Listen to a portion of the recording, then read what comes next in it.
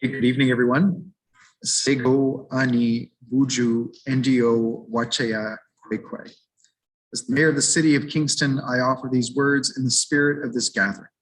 Let us bring our good minds and hearts together as one to honor and celebrate these traditional lands as a gathering place of the original peoples and their ancestors, who care for Mother Earth since time immemorial. It is with deep humility that we acknowledge and offer our gratitude for their contributions to this community, having respect for all as we share this space now and walk side by side into the future.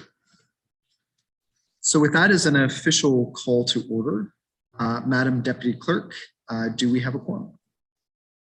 Yes, Mayor Patterson, we have quorum. All members of council are present at this time with the exception of Councillor Hutchison and Councillor Stroud. Joining us from staff are Lanny Hurdle, Chief Administrative Officer, Paige Agnew, Commissioner of Community Services, Craig Desjardins, Acting Commissioner of Corporate Services, Peter Hugenboss, Commissioner of Business, Environment and Projects, Brad Joyce, Commissioner of Transportation and Public Works, Desiree Kennedy, Chief Financial Officer and City Treasurer, John Bolognone, City Clerk, Jennifer Campbell, Director, Heritage Services, Lisa Capener-Hunt, Director of Building and Enforcement, Jenna Morley, Director, Legal Services and City Solicitor, Tim Park, Director of Planning Services, Karen Santucci, Director of Public Works and Solid Waste, Ian Semple, Director of Transportation Services, Janet James, Deputy City Clerk, Julie Salter-Keene, Manager Climate Leadership, Heather Roberts from Utilities Kingston, David Fowle, President and CEO of Utilities Kingston, Jeffrey Walker, Manager Taxation and Revenue, Elizabeth Fawcett is our meeting host, Chris Sabarin is providing technology support. We do have a number of delegations tonight.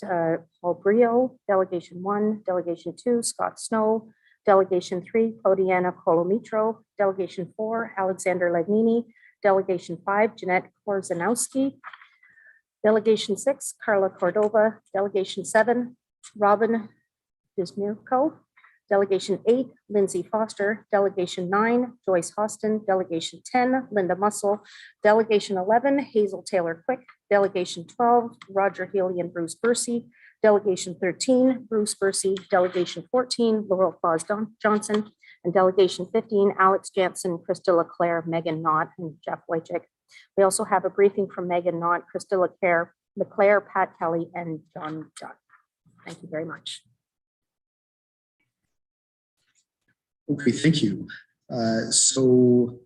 We were meeting in Committee of the Whole closed meeting before this. We discussed 3 items with respect to employment lands and also some legal advice with respect to the motion on the School Pedestrian Safety Working Group motion, and then also an Occupational Health and Safety Act matter. So I will ask for a motion from council to rise without report. Moved by Councillor Osanek, seconded by Councillor McLaren, that council rise from the Committee of the Whole closed meeting without reporting. All those in favor? Vote. And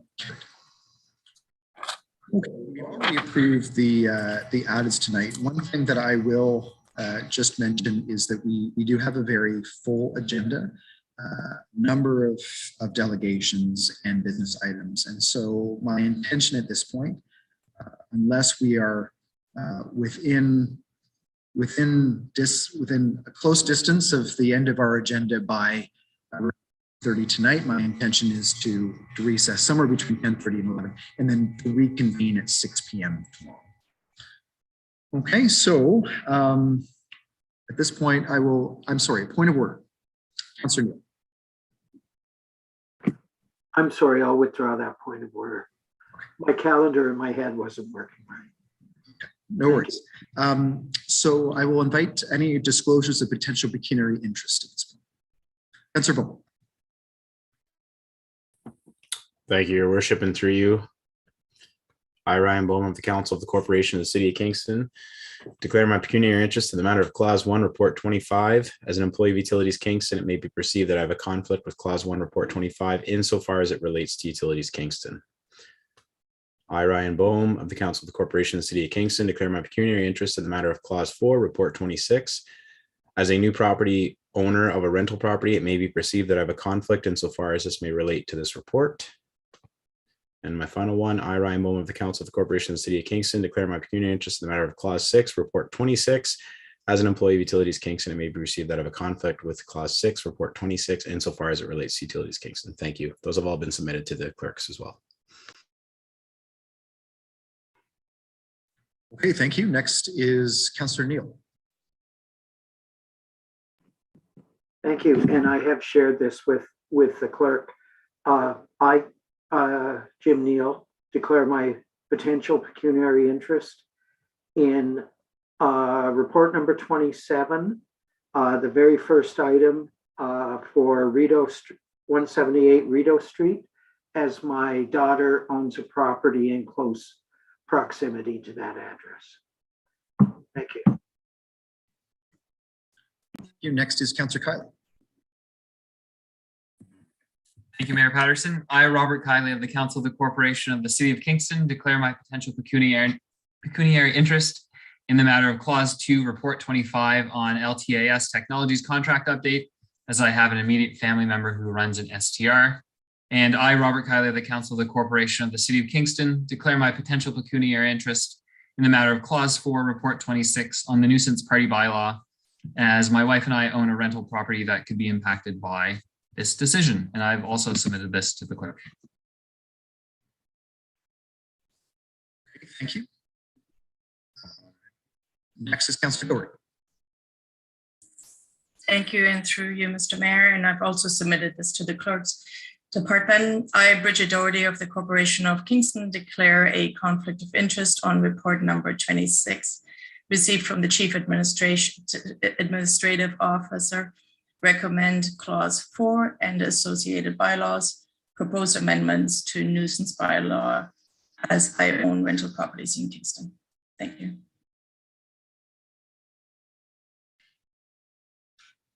Okay. If there are no other declarations of pecuniary interest, then we will move on. We have no presentations this evening, but we do have a number of delegations. Of course, once we get to past the first three delegations, I will pause and we will do formal motions of council to add additional delegations. So at this point, I will invite our first delegation. Paul Brio will appear before council to speak to new motion 1 with respect to the school pedestrian safety working group. And just a note to all of our delegations this evening that you have up to 5 minutes to present to council, and then I will open up the floor to questions from members of council. So with that, Mr. Brio, welcome, and you have the floor.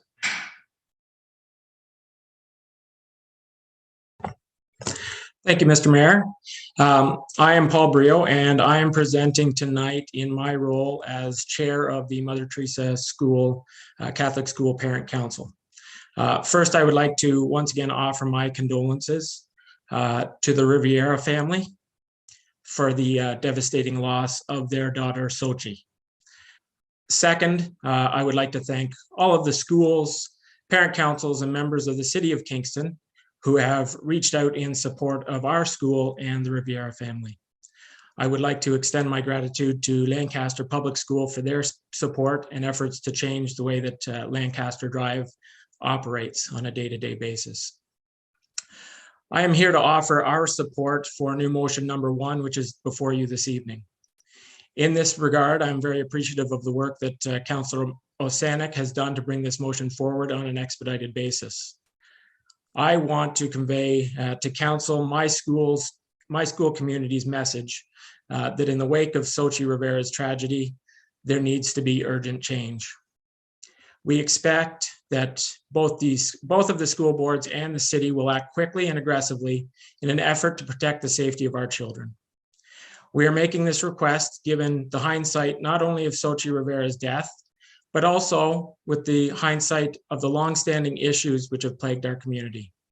Specifically, the vehicle-pedestrian interaction which takes place daily at drop-off and pickup times at Mother Teresa and Lancaster Public School is fraught with distraction, congestion, and frustration. It has been this way since my oldest child started attending Mother Teresa 12 years ago, and I'm sure it was a concern even before then. Given this historical context, Sochi's death was shocking to everyone in the community, but it was hardly surprising. Without impactful change, a similar circumstance will most certainly happen again. It is our opinion that the school boards in the city are the stakeholders best positioned to make swift and meaningful change and to do so as expeditiously as possible. The motion to add crossing guards, better signage on the north side of Lancaster Drive, as well as the creation of a committee to study and report on proposed changes to pedestrian safety in the area will undoubtedly be helpful. However, we do not think that they are the final solution. We are of the strong belief that now is the time for bold action, which will secure the safety of our vulnerable children. While the motion before you needs to be passed, we would ask that you consider adding a crossing guard at the corner of Dunham Street and Lancaster Drive as well. As part of the effort to decrease vehicle traffic, we must reestablish trust within the parent community so that those who can walk will walk. Crossing guards at both locations will go a long way in this regard. Our parent council is aware that there must be a multifaceted approach to this problem, which includes a commitment from all interested parties, parents included. However, the city has the power to make impactful and immediate change. We require action which alleviates traffic congestion and also limits potential vehicle pedestrian interaction. These must be priorities for the working group created by this motion. As parents, we insist on being part of the process moving forward and that all parties be open to solutions above and beyond what is being brought forth with tonight's motion. We are confident that by working together, a meaningful solution can be found as quickly as possible. Without these commitments and a desire to move quickly, another tragedy will fall upon us sooner rather than later. I thank you for your time. Thank you very much. Are there any questions from council? Councilor Signage. Thank you, Your Worship, and thank you very much, Mr. Brio, for your delegation and your insights. I just wondered if you could please expand on your request about why you think the crossing guard at Dunham Street and Lancaster Drive is required.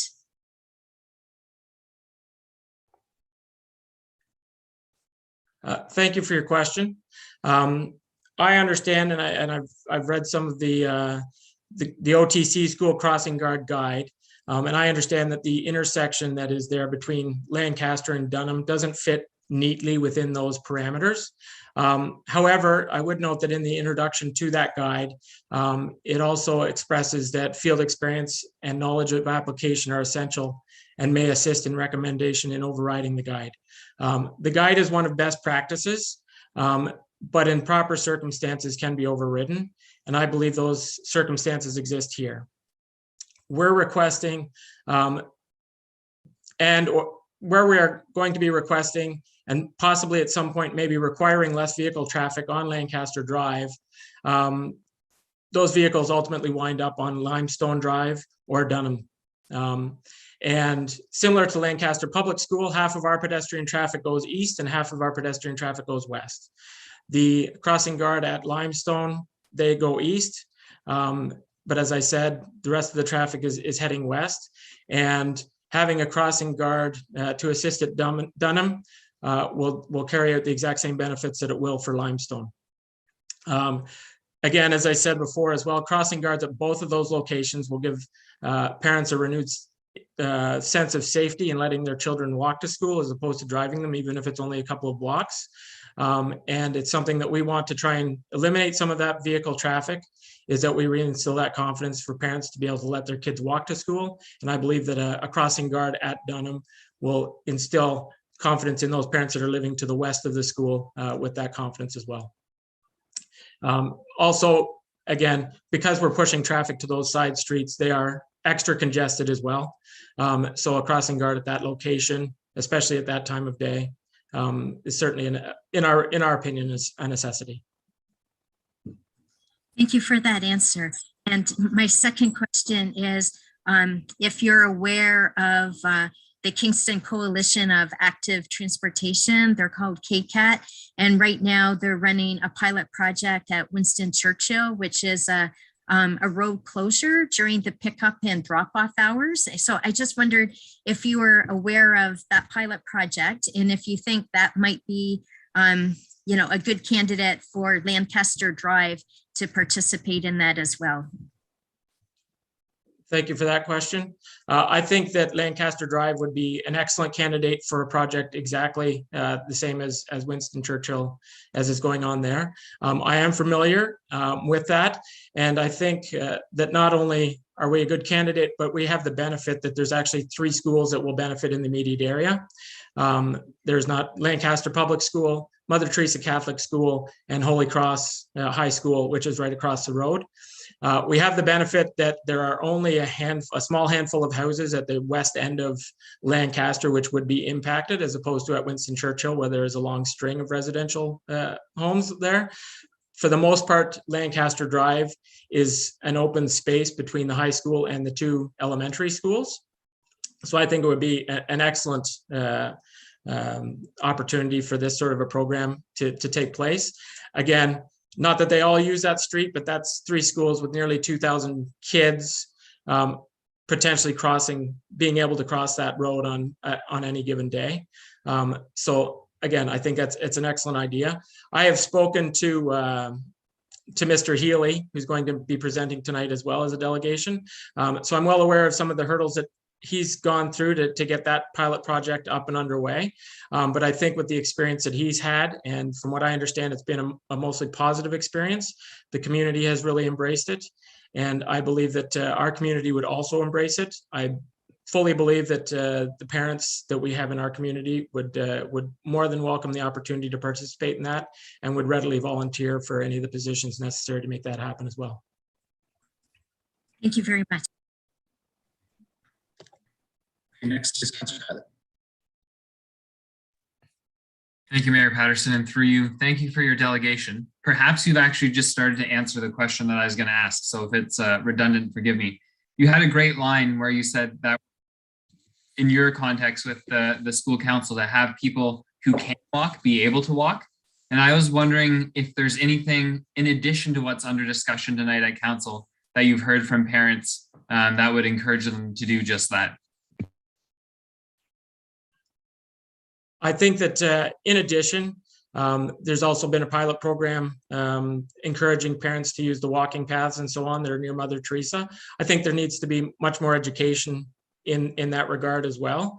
And that's something that has come up. As well, I think there needs to be some education towards parents at being able to use alternate areas to be able to drop children off and pick them up so that there isn't the same sort of congestion all at once, all in one location. There are several places through the neighborhood which that can be done.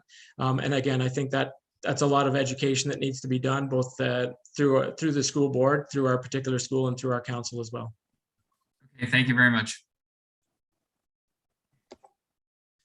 Okay, are there any other questions? Mr. Rio, thank you very much for your delegation. At this point, we'll move to our second delegation on our agenda. We'll invite Scott Snow to appear before council to speak again to new motion number 1, with respect to the school pedestrian safety working group.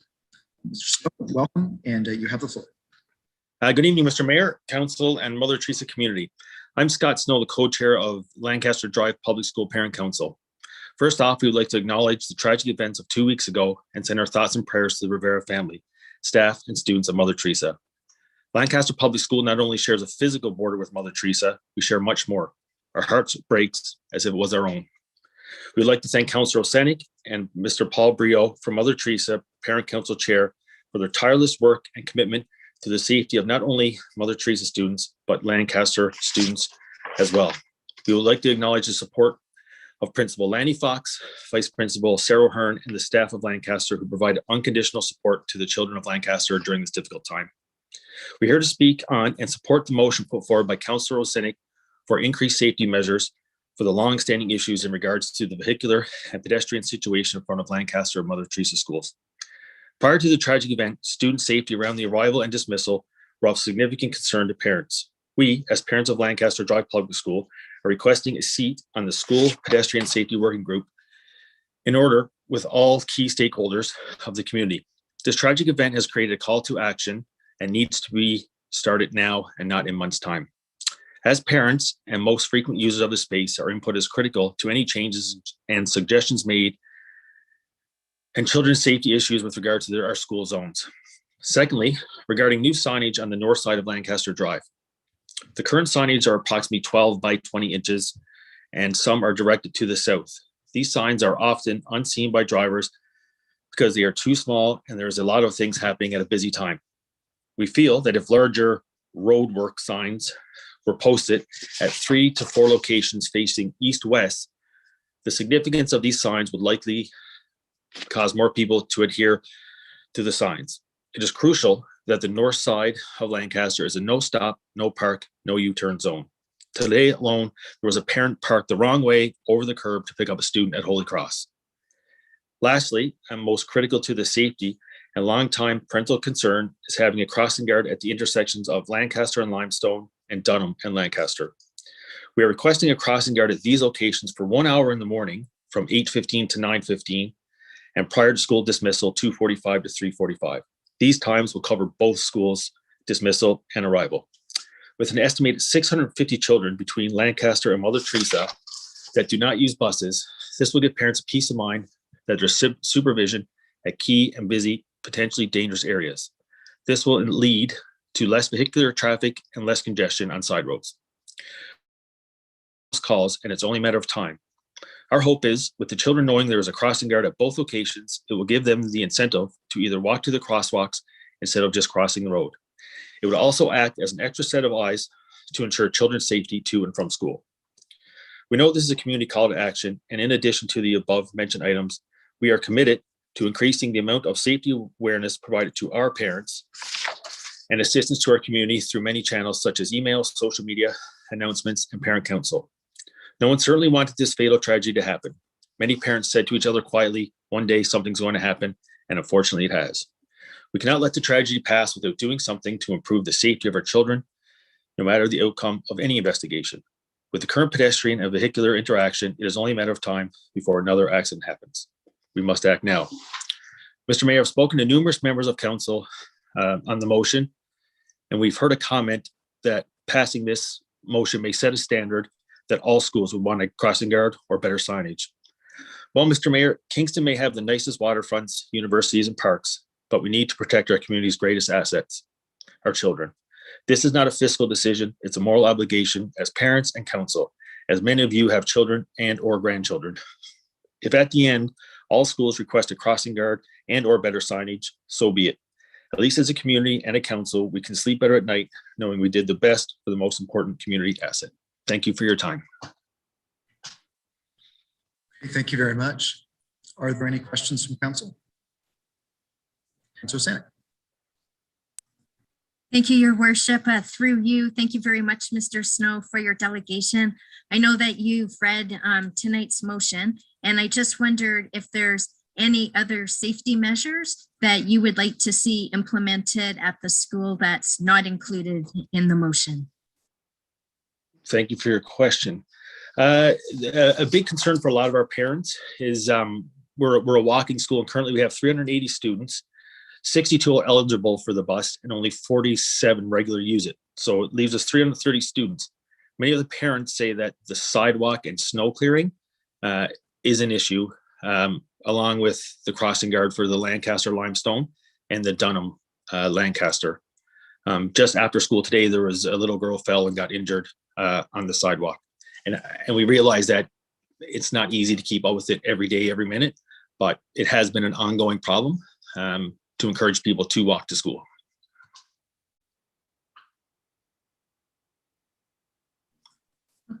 Okay, thank you. I think you were finished. I didn't mean to. Oh, yeah. No, yeah. Yes, yeah. Thank you. Okay, thank you. My second question is, I know that you and we were talking about crossing guards, and because to get a crossing guard, like it's just 1 hour in the morning, then 1 hour in the afternoon. Oftentimes it's hard to find someone who would only be available for, like the 1 hour morning and 1 hour afternoon, because it kind of takes up your day, and so you were talking to me about a possible solution to be able to, hire more crossing guards, or at least, I try to get more applicants to apply. And I just wondered if you could talk about that right now. Yeah, I'm under the understanding that the city has a hard time filling crossing guard positions just for the simple fact, I think that it splits up people's day. If you could be a parent or a grandparent. So we would like to see if the motion passes to be able to split the position, I guess, for lack of better terms, that you could have a morning shift and an afternoon shift so that it would be more attractive to more people. So they don't have to split up their day. And I think you would get many more applicants for sure. Thank you. So that would be one person in the morning, like Monday to Friday, and a second person, different person who would do the afternoon. And thank you for answering those questions. Thank you. Thank you. Are there any other questions? Okay, Mr. Snow, thank you very much. Thank you. With that, we'll move to our third delegation. We will invite Claudiana Colomitro to be before council to again speak to new motion 1 with respect to the school pedestrian working group. Ms. Colomitro, welcome, and you have the floor. Thank you very much, Mayor Patterson, and thank you very much to all of you joining me here tonight. And I'll read so that I can keep my emotions in balance. I'm joining you today as a parent of 2 kids who have attended Mother Teresa Catholic School for the past 9 years, and as someone who is grieving for the loss of Sochi. Despite the high number of students that live within walking distance, many students get dropped off and are picked up from school by parents and guardians in private vehicles. Traffic congestion around the school site is a challenge. In those 9 years, I've witnessed countless of near misses where the car was just too close and the accident was bound to happen. My heart aches for Sochi and the family, and it's almost as if we all saw tragedy coming and didn't have the courage to take some bold actions that could have prevented it. I know that this is complex and that there are systemic and structural issues that span across all elementary schools. As you are the experts in this area, you can appreciate it when I say that time for incremental change has long passed. That doesn't mean that we cannot build from the good work that has been done already through this group and others. Just last night, I was reading the 5-year active transportation implementation plan. Having said that, I think Band-Aid solutions will no longer be well received. As Mother Teresa said so well, I alone cannot change the world, but I can cast the stone across the waters to create many ripples. And I'd like to leave you with those 3 questions tonight. What are those ripples that you're creating with your decisions today? How are you pushing the boundaries of solving our community's most significant and challenges problems like this one? And how would you like to be remembered in terms of your response to the tragedy at Mother Teresa Catholic School? The parents, the board, and the entire Kingston community is looking to you to demonstrate courage, immediate action, and bold leadership. Thank you. Okay, thank you very much. Are there any questions from council? Councilor Sinek. Thank you, Your Worship, and thank you very much, Ms. Colomitro, for your delegation tonight. Are there 1 or 2 specific things that you would like to see changed based on the near misses that you have seen over the years on Lancaster Drive? Our community is our best asset, and at our last meeting this week, to prep for today, actually, we were all gathering input and feedback. And let me tell you, Councillor, it's a long list in terms of what we'd like to see happen. And like I said, I'm not being naive in terms of the implications and including those that are financial and what needs to happen across our community. But that list did include things like calming traffic signs, better education for the parents, a minimum of 1 crossing guard, snowbank removals so that the kids can actually see the cars that are passing by, and many, many others. So we're not lacking in ideas in terms of what needs to be done. I do think, though, what has been put forward in the motions is a step forward. Is it enough? I don't think it'll be enough. Thank you very much. Okay, are there any other questions? Ms. Colomitro, thank you very much for your delegation. Okay, at this point, before we continue further, we will, I'm going to look to council for motions to include additional delegations. So number 4 on my list, moved by Councillor Neal, seconded by Councillor McLaren, that the clauses of our procedural bylaw be waived to allow Alexander Legnini to appear before council to speak to clause 4, report number 26 from the CAO with respect to the proposed amendments to the nuisance party bylaw. All those in favor? Opposed? And that's carried. Next, number 5, moved by Councillor Osanek, seconded by Councillor Hill, that the clauses of our procedural bylaw be waived to allow Jeanette Korzeniowski to appear before council to speak to, again, new motion number 1. All those in favor?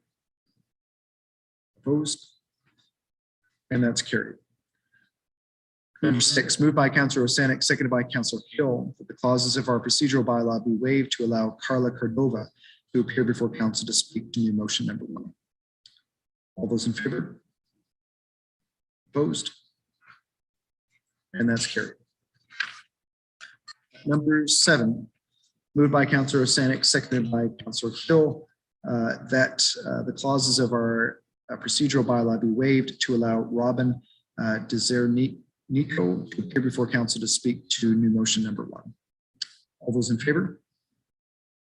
Opposed? And that's carried. Number 8, moved by Councillor Neal, seconded by Councillor McLaren, that the clauses of our procedural bylaw be waived to allow Lindsay Foster to appear before council to speak to the proposed amendments to the nuisance party bylaw. All those in favor? Opposed? And that's carried. Delegation number 9 has been removed. Number 10, moved by Councillor Neal, and Councillor Hutchison is not here, so I am going to look to see if there's someone that's willing to second by Councillor McLaren. That the clauses of our procedural bylaw be waived to allow Joyce Hoyston to appear before council to speak to information report number 3 with respect to intensification, redevelopment, and climate change. All those in favor? Opposed? And that's carried. Number 11, moved by Councillor Neal. Again, I'm going to look for a seconder on this. Moved by, seconded by Councillor McLaren. That the clauses of our procedural bylaw be waived to allow Linda Mussel to appear before council to speak to clause 2 of report number 26 from the CAO with respect to the Kingston Penitentiary 2022 lease and partnership agreements. Delegation number 12 has been removed. Number 13, moved by Councillor Neal. And again, I'm going to look for a seconder here. Seconded by Councillor McLaren. That clauses of our procedural bylaw be waived to allow Hazel Taylor Quick to appear before council to speak to information report number 3. All those in favor? Opposed? And that's carried. Number 14, moved by Councillor Osanek, seconded by Councillor Hill, that clauses of our procedural bylaw be waived to allow Roger Healy and Bruce Bursey from the Kingston Coalition for Active Transportation to appear before council to speak to new motion number 1. All those in favor? Opposed? And that's carried. And then number 15, moved by Councillor Neal, seconded by Councillor McLaren. Again, that our clauses of our procedural bylaw be waived to allow Bruce Bursey from the Portsmouth District Community Association to appear before council to speak to information report number 3. All those in favor? Opposed? And that's carried. And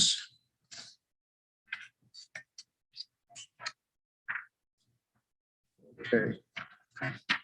So what would be, yes, what would be number 16 on my list, moved by Councillor Neal, seconded by Councillor Osanek, that the clauses or procedural bylaw be waived to allow Laurel Claus Johnson to appear before council to speak to information report number 3. All those in favor? Opposed? And that's carried.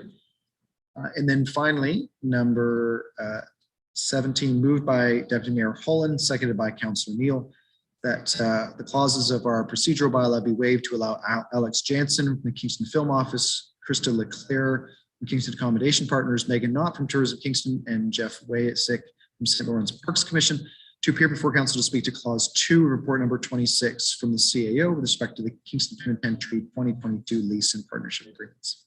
All those in favor? Opposed? And that's carried. Okay. So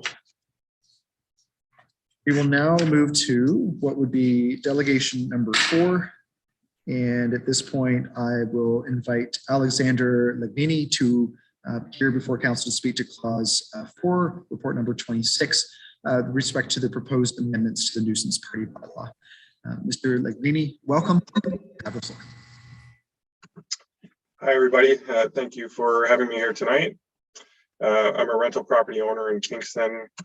I just wanted to start off by joining Mr. Brio and sending my condolences to the Rivera family. I'd like to start off by acknowledging the problem that you guys are trying to address here with this bylaw amendment. The large parties in the student district have been very stubborn and they've gone on year after year. I completely understand the concerns, but I'd like to ask if anyone here can imagine a group that has more of an incentive to eliminate these large parties than landlords. We live here too. I experience all of the nuisance aspects of a nuisance party, the noise, the garbage. But on top of that, many landlords have their entire life savings tied up in these rental properties. So instead of an RSP or a pension, they have their rental property. That is their retirement. So just imagine the anxiety that a landlord feels when they see hundreds of kids jumping on their roof or hanging out of windows or something like that. Who would have more of an incentive to stop these parties and their properties being trashed in these parties than a landlord? So it's reasonable to assume that if a landlord could prevent these parties, they would. The reality of the legislation in Ontario is that it severely limits the actions that a landlord can take to police tenant behavior, to fine tenants, to evict tenants. And in general, that's a good thing because there's a big power imbalance between tenants and landlords, and you need laws to protect tenants from abusive landlords. But in this case, it makes deterring these types of parties very, very difficult. I'm pretty familiar with the student rental market, and I'm sure virtually every student tenant lease contains clauses that ban these large parties. And the reality is those clauses are likely void by the Residential Tenancies Act. I hope none of my tenants right now are listening, but if I'm being honest with them, they probably are void. A lot of clauses that restrict parties are probably void. Eviction proceedings are long and costly. They can be delayed almost in perpetuity. Evictions are particularly not a good deterrent for student tenants because normally they're in residence first year, so they're only in their house for maybe a year or 2 years, maximum 3 years. So if I'm a 4th year student, I'm graduating in a few months, am I really going to be deterred by the threat of an eviction that will probably stretch out over a year? It's just not an effective deterrent. So let's talk about some of the things that landlords can do. You can check references. You can include rules about tenant behavior in your lease. You can educate tenants on their responsibilities, communicate to them when warnings are issued. You can monitor your properties. These are all things that a landlord should be doing anyway, selfishly just to protect their investment. There are also reasonable things that the city can expect landlords to do to prevent parties, but they're not going to eliminate parties. They're just something we can do to try and prevent parties. Even the staff report from 2018 recognizes that these are suggestions, but even perfect compliance by landlords would not eliminate parties. An educated tenant that knows their rights and knows the limits on landlord's authority could just ignore all of these actions. So let's talk about who does have authority and responsibility over the groups hosting these parties. These students aren't just simply private citizens, as the Queen's principle has tried to state in deflecting responsibility. These are students who have agreed to a code of conduct with Queen's. Many of the parties, like homecoming, are directly associated with Queen's traditions. So just as we see in organizations like the Canadian Forces being held accountable for failing to take action when the culture of the institution becomes dangerous, Queen's similarly has a responsibility for the student culture at their institution. They also have authority over their students through mechanisms like the Student Code of Conduct and non-academic discipline. So Queen's has both the responsibility and the authority for student behavior. So I think council is well informed on the Residential Tenancy Act. So the question to end is, why is this type of policy even being proposed? To punish a group that has no authority over the actions proposed. So I think it's clear that citizens in the city, everyone's annoyed and angry over these continuing parties. And when you're angry, sometimes it can feel good to strike out at another group that can be seen as responsible. Thank you, Mr. Legny. I'm gonna stop you there just because we're past 5 minutes. But thank you for your delegation, and at this point I will open it up to any questions from council. Are there any questions from councillors?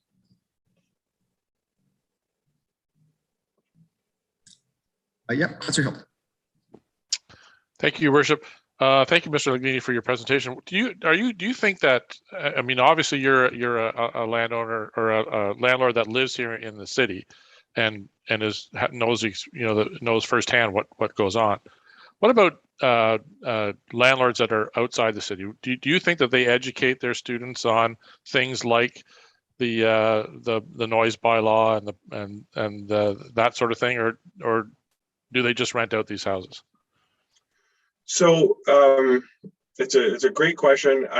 In my experience, I think the education side is probably lacking by a lot of landlords. I wouldn't say it's just out of town landlords that are lacking in that area. I think smart landlords do, because like I say, it's your investment, it's your property. You have every incentive to try to make sure that students are complying with, even property standards bylaws, taking out the trash.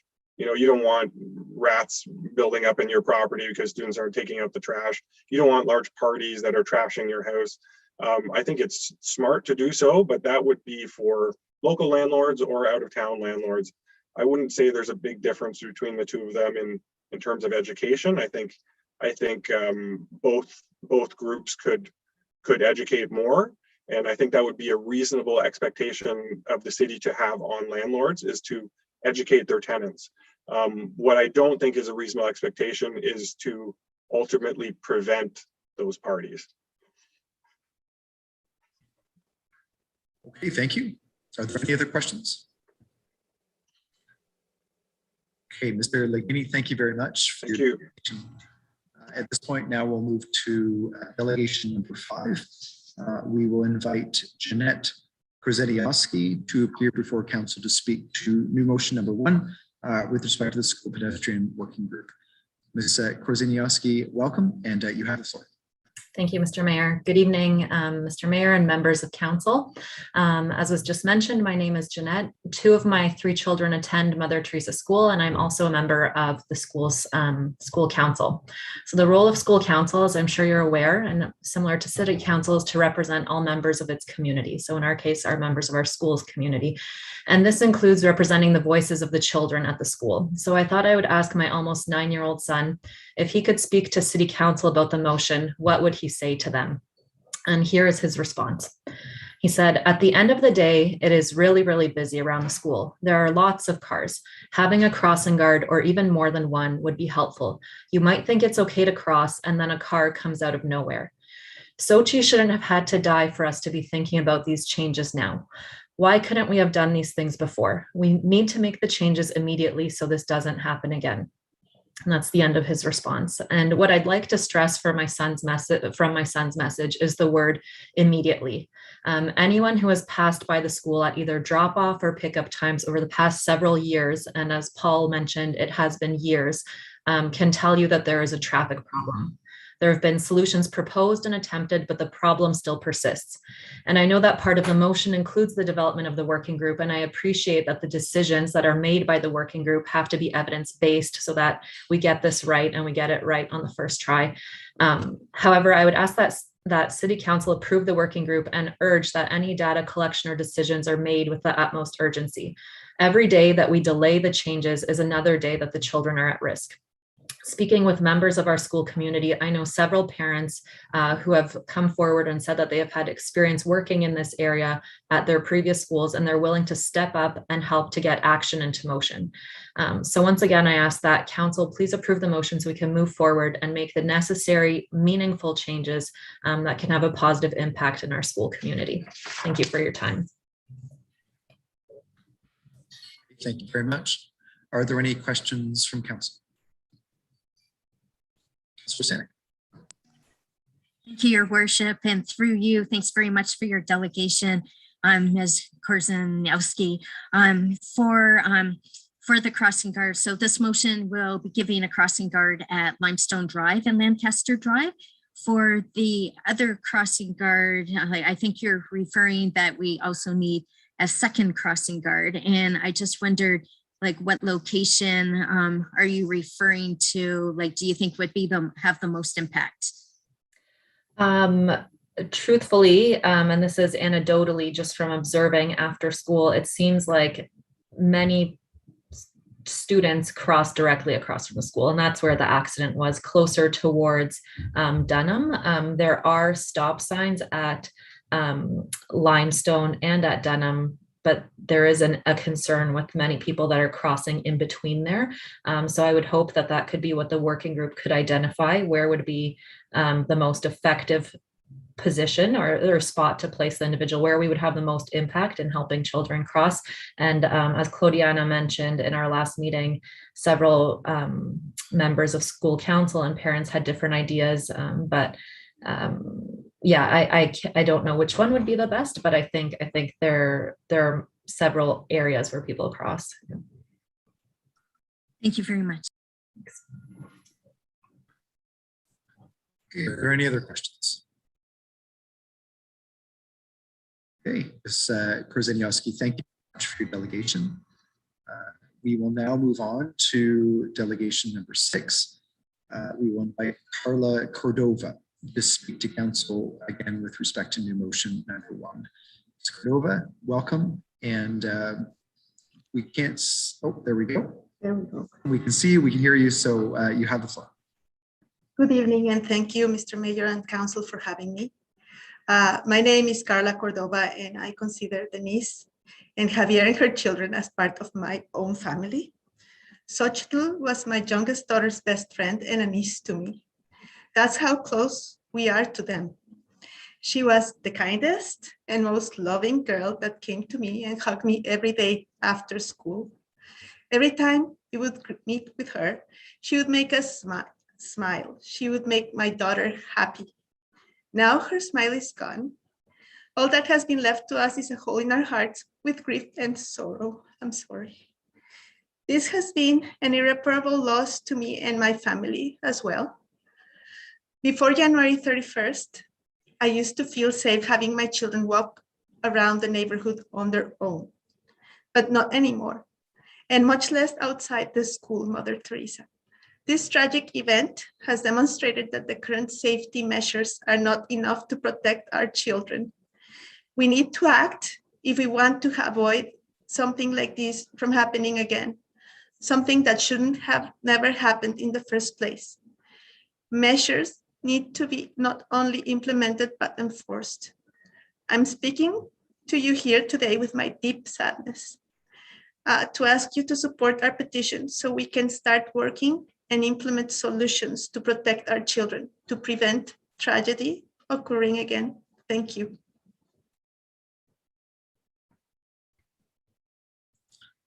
Thank you, Ms. Cordova. Are there any questions from council? Councilor Signage. Thank you, Your Worship. Just one question to Ms. Cordova. Thank you very much for your heartfelt delegation. I'm so sorry. If there was another crossing guard proposed like for the west side of the school. Would that instill more confidence for your children to walk to school again? Yes, I think that we need someone to really stop the traffic. We've been talking about even the crossing from Lancaster and Dunham, and I have seen cars turn without even looking, and that's very frustrating. We stopped using the street going towards the school, so we started using the path in the back. But again, Dunham Street is very fast, and nobody stops even between the two parks. So I have to still take my children to school, and I'm not going to let them walk. Now with Sochi being gone, I can't. So if the city really helps us put somebody to help our children do it cross safely, I would be happy. I'd be happy probably to have my children. I would feel safe. My children could go to school again on their own. Yes, thank you. Okay, are there any other questions? Ms. Cordova, thank you very much for your delegation. Thank you. At this point, we'll move to delegation number 7. I will invite Robin Zaniego to appear before council again to speak to new motion number 1 with respect to the school pedestrian working group. Welcome, Robin. You have the floor. Thank you, Mr. Mayor. And my name is Robin Janeko, and I'd like to thank all members of City Council and all those in attendance for allowing us to speak this evening and taking the time to listen to all delegates. Many members of the Mother Teresa School community feel passionately about the safety concerns that have recently been brought to light around the 3 schools around 3 of the schools in the city's West End. And I'm speaking to you this evening as a member of the school council. My 3 children attend Mother Teresa. I'm a graduate of Mother Teresa. I'm a graduate of Holy Cross, and I've worked at Holy Cross for the past 18 years. And I really want to highlight the need for a crossing guard, as many have mentioned this evening and as the motion addresses.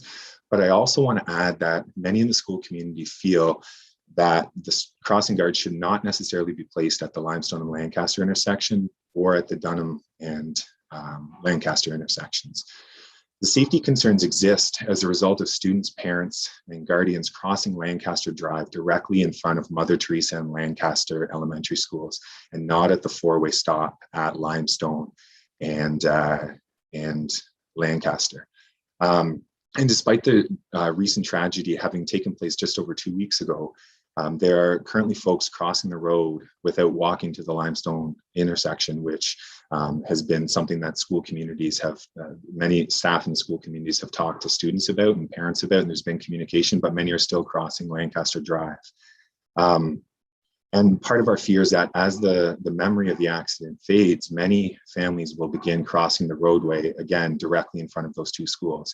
And as you can see from this image, the distance from Mother Teresa to Limestone, which is on the right side, and on my screen, my face is blocking it, but it's that distance is only approximately 300 meters, which might not seem like a significant distance, but I've been walking that the past few weeks with my 3 kids in tow, and I park at Holy Cross, and that is a fairly significant distance to walk, and especially in cold weather, when parents are in a rush, when they've got multiple kids in tow, when students or children are walking on their own, the fear is that they will begin to take the shortest path, which is directly across Lancaster.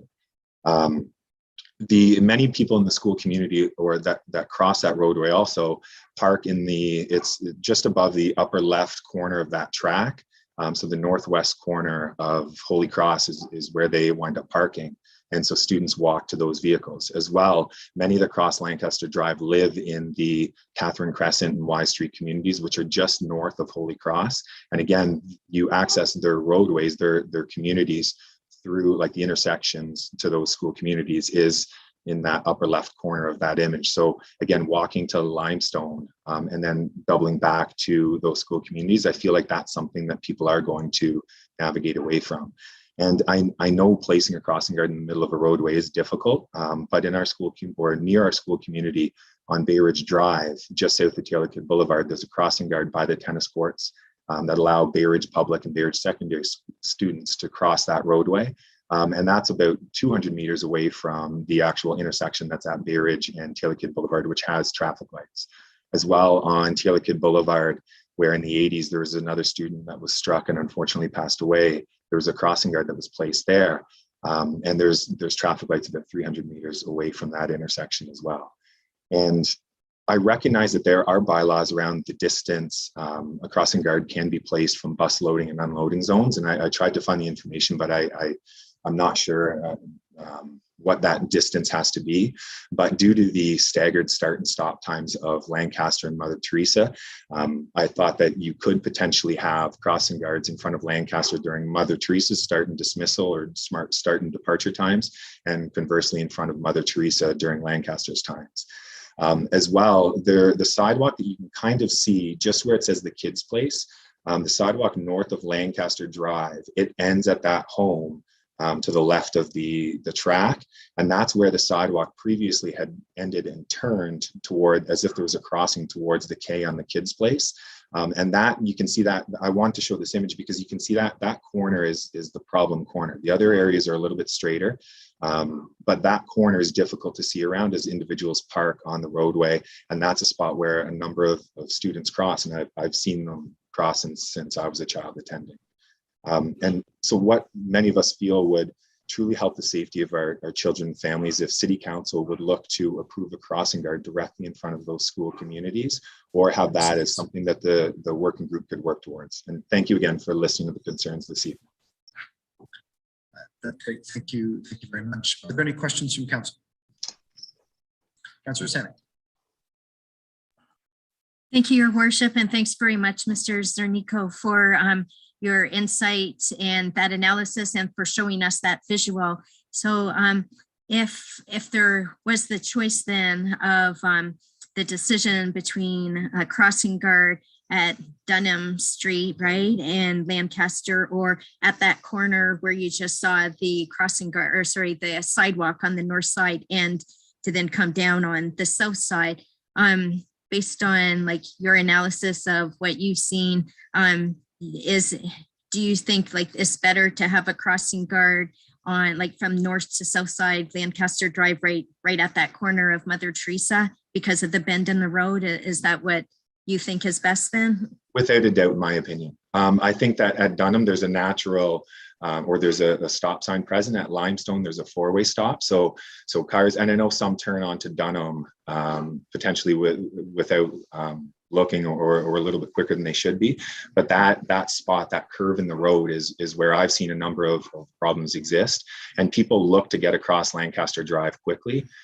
People parking at Holy Cross and living in those school communities, and many I don't think will be walking to Limestone as the years move on. So I think that a single crossing guard at Limestone is obviously better than what exists now, because that will keep those that are diligent safer.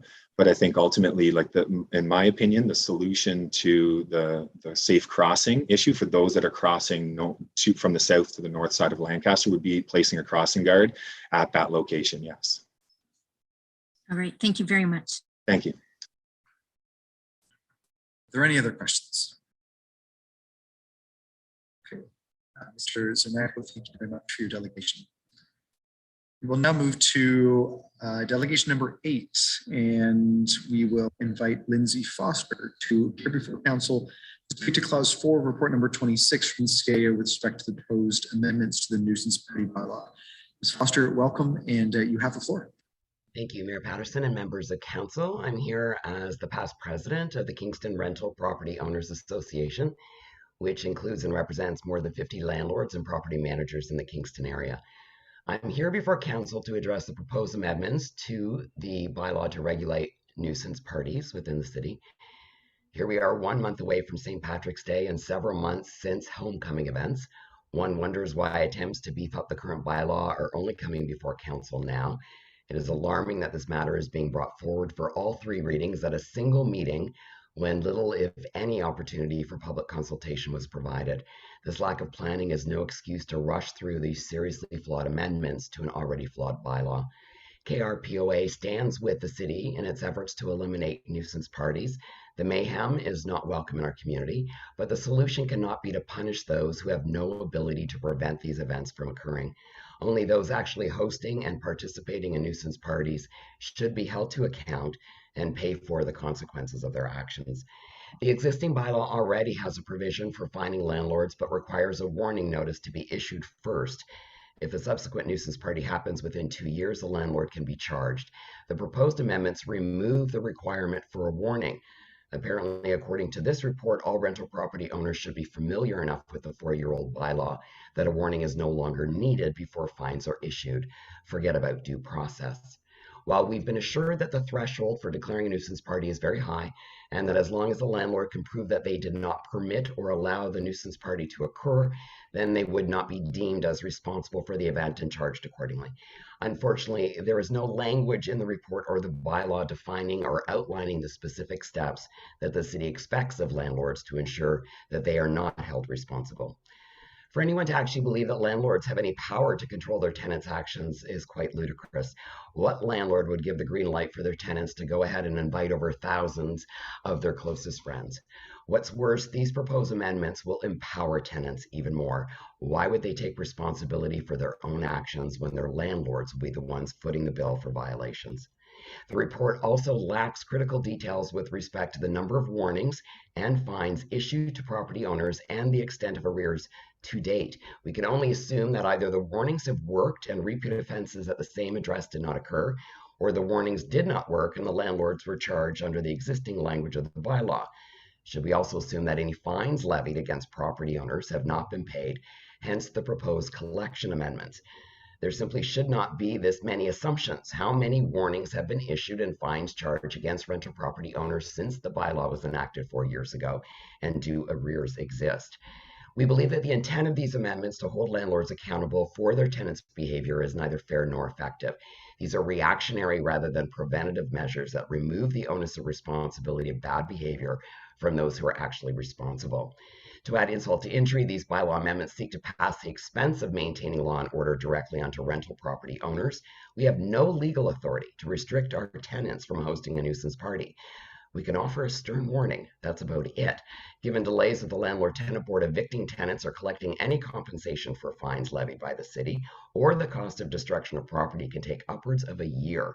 We screen prospective tenants, but we're talking about young adults who have no rental history and whose references include their parents. Welcome to the world of student rentals. We can include no nuisance party clauses as amendments in leases, but such clauses are unenforceable. Unless the bad behavior is repeated, landlords simply do not have the legal ability to hold their tenants accountable. What's happened to proactive approaches to actually prevent these parties from taking place? What's happened to accountability of people breaking the law? What's happened to tenants being held responsible for their actions? What's happened to Queens and their code of conduct for student behavior and academic repercussions? Wouldn't it be more effective if the university showed some teeth, that anyone responsible for hosting a party would be expelled, that anyone who attends a nuisance party would be expelled? The reason this doesn't happen is because the students involved in these parties have the right to due process and the presumption of innocence. Yet these proposed amendments seek to skip past these tenets of fundamental justice and fine landlords who are powerless to prevent these activities. The proposed amendments to section 4.6 and 6.3 of the nuisance party bylaw are punitive against rental property owners for actions entirely outside of their ability to regulate, and they are fundamentally at odds with the principles of procedural fairness. They are incredibly unjust, and we strongly urge you to scrap these amendments and seriously evaluate the effectiveness of this bylaw. Thank you very much for your time. Okay, thank you very much. Are there any questions from council? Councillor Neal. Thank you. And I'm just curious, Ms. Foster, when was the first time you heard of this amendment? When the media contacted our rental association on Thursday. It was Okay, Global TV. so it's been... We were not contacted. And we know that in the past, when any issues related to rental properties come up, that our association is contacted and by the city, and we were not. So we did not know this was coming, and it was a bit of a scramble once Global News contacted us. Thank you very much. Thank you. And next is Councillor Chappelle. Thank you, Your Worship. My question was the same as Councillor Neal's. I wanted to understand from Ms. Foster if she was contacted by staff having this association. That was answered. So thank you. Thank you. Are there any other questions? Great, Ms. Foster, thank you very much. Thank you. And with that, we'll move to our next delegation. So delegation number 9 has been removed. So delegation number 10, I will invite Joyce Hostin to appear before council to speak to information report number 3 with respect to intensification, redevelopment, and climate change. Ms. Hostin, welcome, and you have the floor. Thank you. Imagine it's 2030. Next. Every child can look out their window and see trees. Next. On even the hottest days, they can walk or bike along a tree-lined street. Next. To play, visit birds, or hug a tree in a nearby forest. Next. Little Forest Kingston envisions Kingston as a biodiverse city in a forest. Our mission, bring 3,300 tree equity to Kingston. Next. That means 3 trees everyone can see from their window, 30% tree cover in their neighborhood, and no more than 300 meters to the nearest park. Next. The increase in extreme heat events makes this an urgent goal. Next. BC's heat dome was the deadliest weather event in Canadian history with 570 heat-induced deaths. Next. In Kingston, the number of days of greater than 30 degrees will increase from 6 to 48, with heat waves lasting up to 17 days. That's an 8 times increase. Next. Extreme heat events are magnified by urban heat islands, which occur when cities replace natural land cover with dense concentrations of pavement, buildings, and hard surfaces that absorb and retain heat. Next.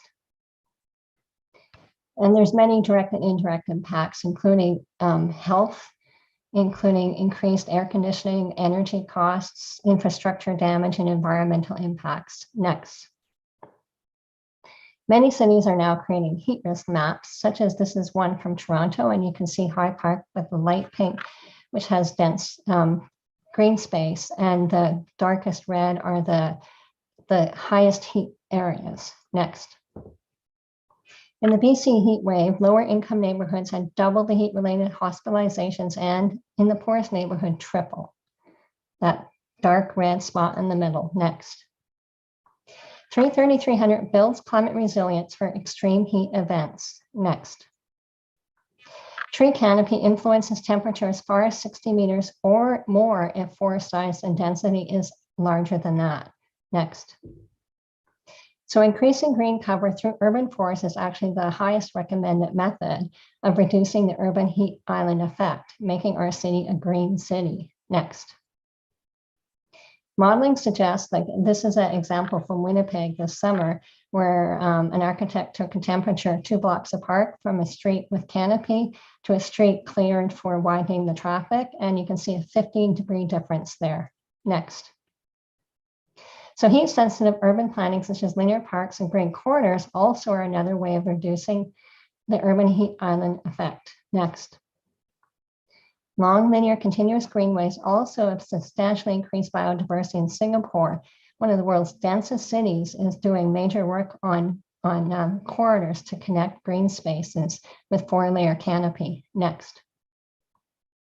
Our urban forest, and you can see on the bottom left, urban forestry is one of the greatest ways of, the most effective ways. And on the right there, tree protection ordinances are really important for the urban forest and for reducing urban heat effect. Next. Cities like Barcelona and Singapore are putting greenery at the center of urban planning, mobility, public health, sustainability, social rights, and culture. These are all linked together. Next. Kingston too could do the same with a smart green city densification. And I love the student project, which is looking at Collins Creek corridor as a greenway. And imagine if we had these across our city. Next. We need to integrate 3,300 quality green spaces and green corridors in our 15-minute city concept. And in the report, it actually doesn't mention green as part of the 15-minute city. And again, it's critical. Next. So 330-300 is an elegant strategy integrating intensification with human well-being, biodiversity, and climate resilience. Trees as critical urban assets. Next. So instead of a managed forest that captures GHG, next. Let's imagine a city in a forest that has, in addition to GHG, human well-being, biodiversity, and climate resilience. Next. 30 seconds. Learning from examples such as Singapore and the Philippines, which are integrating ecology, agriculture, and climate as drivers in urban planning, integrating food systems, creating community resilience by preserving ecological function. Next. Let's be good ancestors. Let's adopt 330-300 smart green densification. Thank you so much. That's great. Thank you very much. Are there any questions from council? Councilor Sanic. Thank you, Your Worship, and thanks very much, Ms. Hostin, for your delegation. Yesterday was the first time when you phoned me that I heard about 330-300. Totally a new concept to me. Do you know of any municipalities that are looking at this right now? This concept was just introduced last year by a internationally renowned forester at UBC, and Signage, BC was the first municipality to adopt this as a guiding principle in their urban forestry. And there is actually interest, including in Europe, in starting to adopt this. So it was the first city to do it and the only one in Canada so far. Yeah, very interesting. And as far as I know you showed like the Collins Creek corridor, which is a very important natural corridor. Do you see potential for any other greenways, or have we sort of developed all through the greenways? Like, are there any other greenways that we can try to save before they're all developed? I mean, I think we need to start seriously analyzing this, and actually some cities are uncovering greenways that they had previously covered. In Seoul, Korea, they've uncovered like a whole river system. They took a highway off and re-exposed it, and it actually improved traffic and dramatically increased pedestrian and people downtown. So, you know, in Kingston, any greenways we have left, we should be trying to preserve. And in addition to the green for Urban Heat Island, blue is actually also really important. It's the second greatest factor, and blue is our watershed. Blue is those creek corridors. Blue is our wetlands, and those also have a major impact. So the more that we can connect those together, and maybe integrate our active transport along those and protect those and recover them when we've covered them over. Thank you. Thank you very much. Next is Councillor Straub.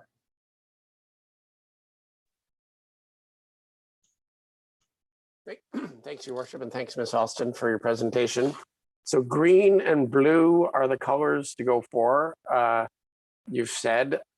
And I'm wondering also, as I've brought up myself before, but the aspect of cost and cost effectiveness.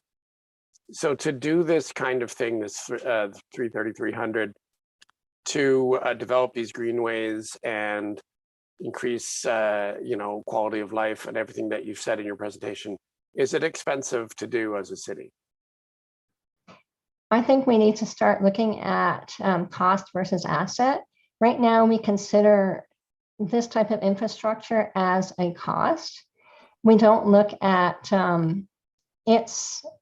the cost benefit of that type of infrastructure versus green infrastructure.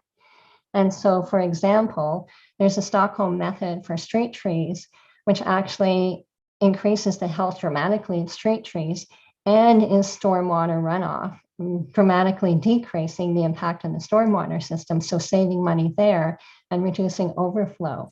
So I think we have to start looking at, and there is some work being done around how do you truly value and treat this as an asset and look at the cost and the benefit. And I think that's what we need to do here, and stop thinking of it as just a cost and analyzing it against the other things that are being spent and saying, actually, now when we look at cost benefit, this is actually, especially for the long term, because there is going to be a lot of cost associated and damage on the gray infrastructure with these extreme heat events. I don't know if that answers your question. Yeah, yes. Well, the last thing you said points out that that gray infrastructure has ongoing maintenance costs that are also not very well quantified. My second question is more your feeling about where we are as a city bureaucracy, the large number of staffers that work for the city. In your interactions with the city, where do you think we are in the learning curve of this kind of thing, of what it is, of this new science you're referring to? You said Signage has gone this way, clearly swayed by some of that science. Where do you think our city staffers are in that learning curve? This is putting me on the spot because I don't know the answer to that. I suspect, because I haven't seen anything coming forward, that we have a long learning curve on this. And I think this is pretty typical with cities. So I don't think this is unusual, but I don't know for sure. We've just, with Julie Salter-Keene and the climate leadership team, we're really looking forward to that partnership and really getting to know the different departments and the staff around the city and really understanding that. And maybe the linkages across, I think with things like green infrastructure and the fact that there's so many impacts across departments, that a team like the climate leadership team that has the ability to span across all of this so that all these decisions aren't made in silos. And so, in one, it's considered a cost and the assets that overlap all the other departments aren't looked at. So I think that's like, an ongoing learning thing. Thank you. It looks like you feel we have great potential as a city. Thank you for your excellent presentation. Thank you very much. Next on my list is Deputy Mayor Holt.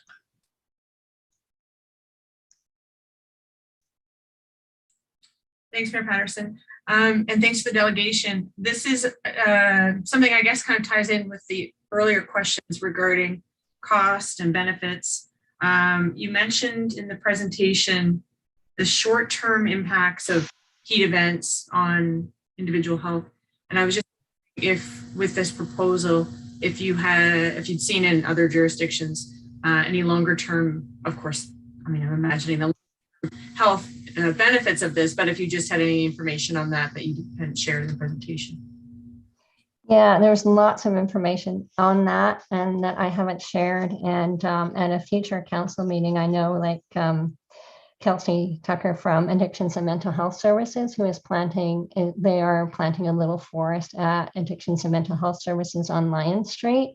And in addition to a food forest and a community garden, because there's so many for the mental health and well-being, really significant long-term impacts. And I think it's even the happiness of a $10,000 raise is one of those. It's like you get a $10,000 raise just to have this type of space with you. And then there's another person that's involved now from who again will be, I think, doing a presentation in a future council meeting if there's the opportunity for a delegation, because she's studying child health and the long-term impact on child health. And there again is in terms of reduction of anxiety, which especially with the eco-anxiety now is really, really important. The mental health, the reduction of distraction. And then something else that's newer, well, I don't know if it's newer, but there's this rewilding the human microbiome and the understanding that our microbiomes, there's a lot of bacteria in our microbiomes that keep us healthy. And the greater the greenery, the healthier the microbiome, the biodiversity of our own gut. And that has long-term impacts on our immune systems. So a lot of autoimmune diseases, they now actually think are linked to the lack of biodiversity of our microbiomes. And so this really increases in Europe. They have some studies around the long-term health costs of the lack of connection to the green space that are really significant. So if we start being proactive in our health versus reactive and treating afterwards, green infrastructure becomes critical. Thank you. Okay, are there any other questions from council? Okay, seeing none, Ms. Austin, thank you very much. With that, we'll to delegation number 11. I'll invite Linda Mussel to appear before council to speak to clause 2, report number 26 from the CAO with respect to the Kingston Penitentiary 2022 lease and partnership agreements. Ms. Mussel, welcome, and you have the floor. Thank you. Thank you to everyone for your time tonight. My name is Linda Mussel. I'm a postdoctoral fellow with a doctorate in political science, and I'm involved in community work in Kingston around imprisonment. I've published on the repurposing of Kingston Penitentiary following its closure, both in scholarly peer-reviewed journals and op-eds as a researcher with the Carceral Cultures Research Initiative through the University of Ottawa. So an area of discussion in council tonight is regarding the lease and partnership of Kingston Pen. And I'm here to advise that in leasing this site for an additional 7 months, that it should be done contingent on more concrete action to ensure equity and engagement. Specifically, when looking at the success of other world-class examples of prison tourism, former prisoners should be involved, employed, and consulted on uses of the site.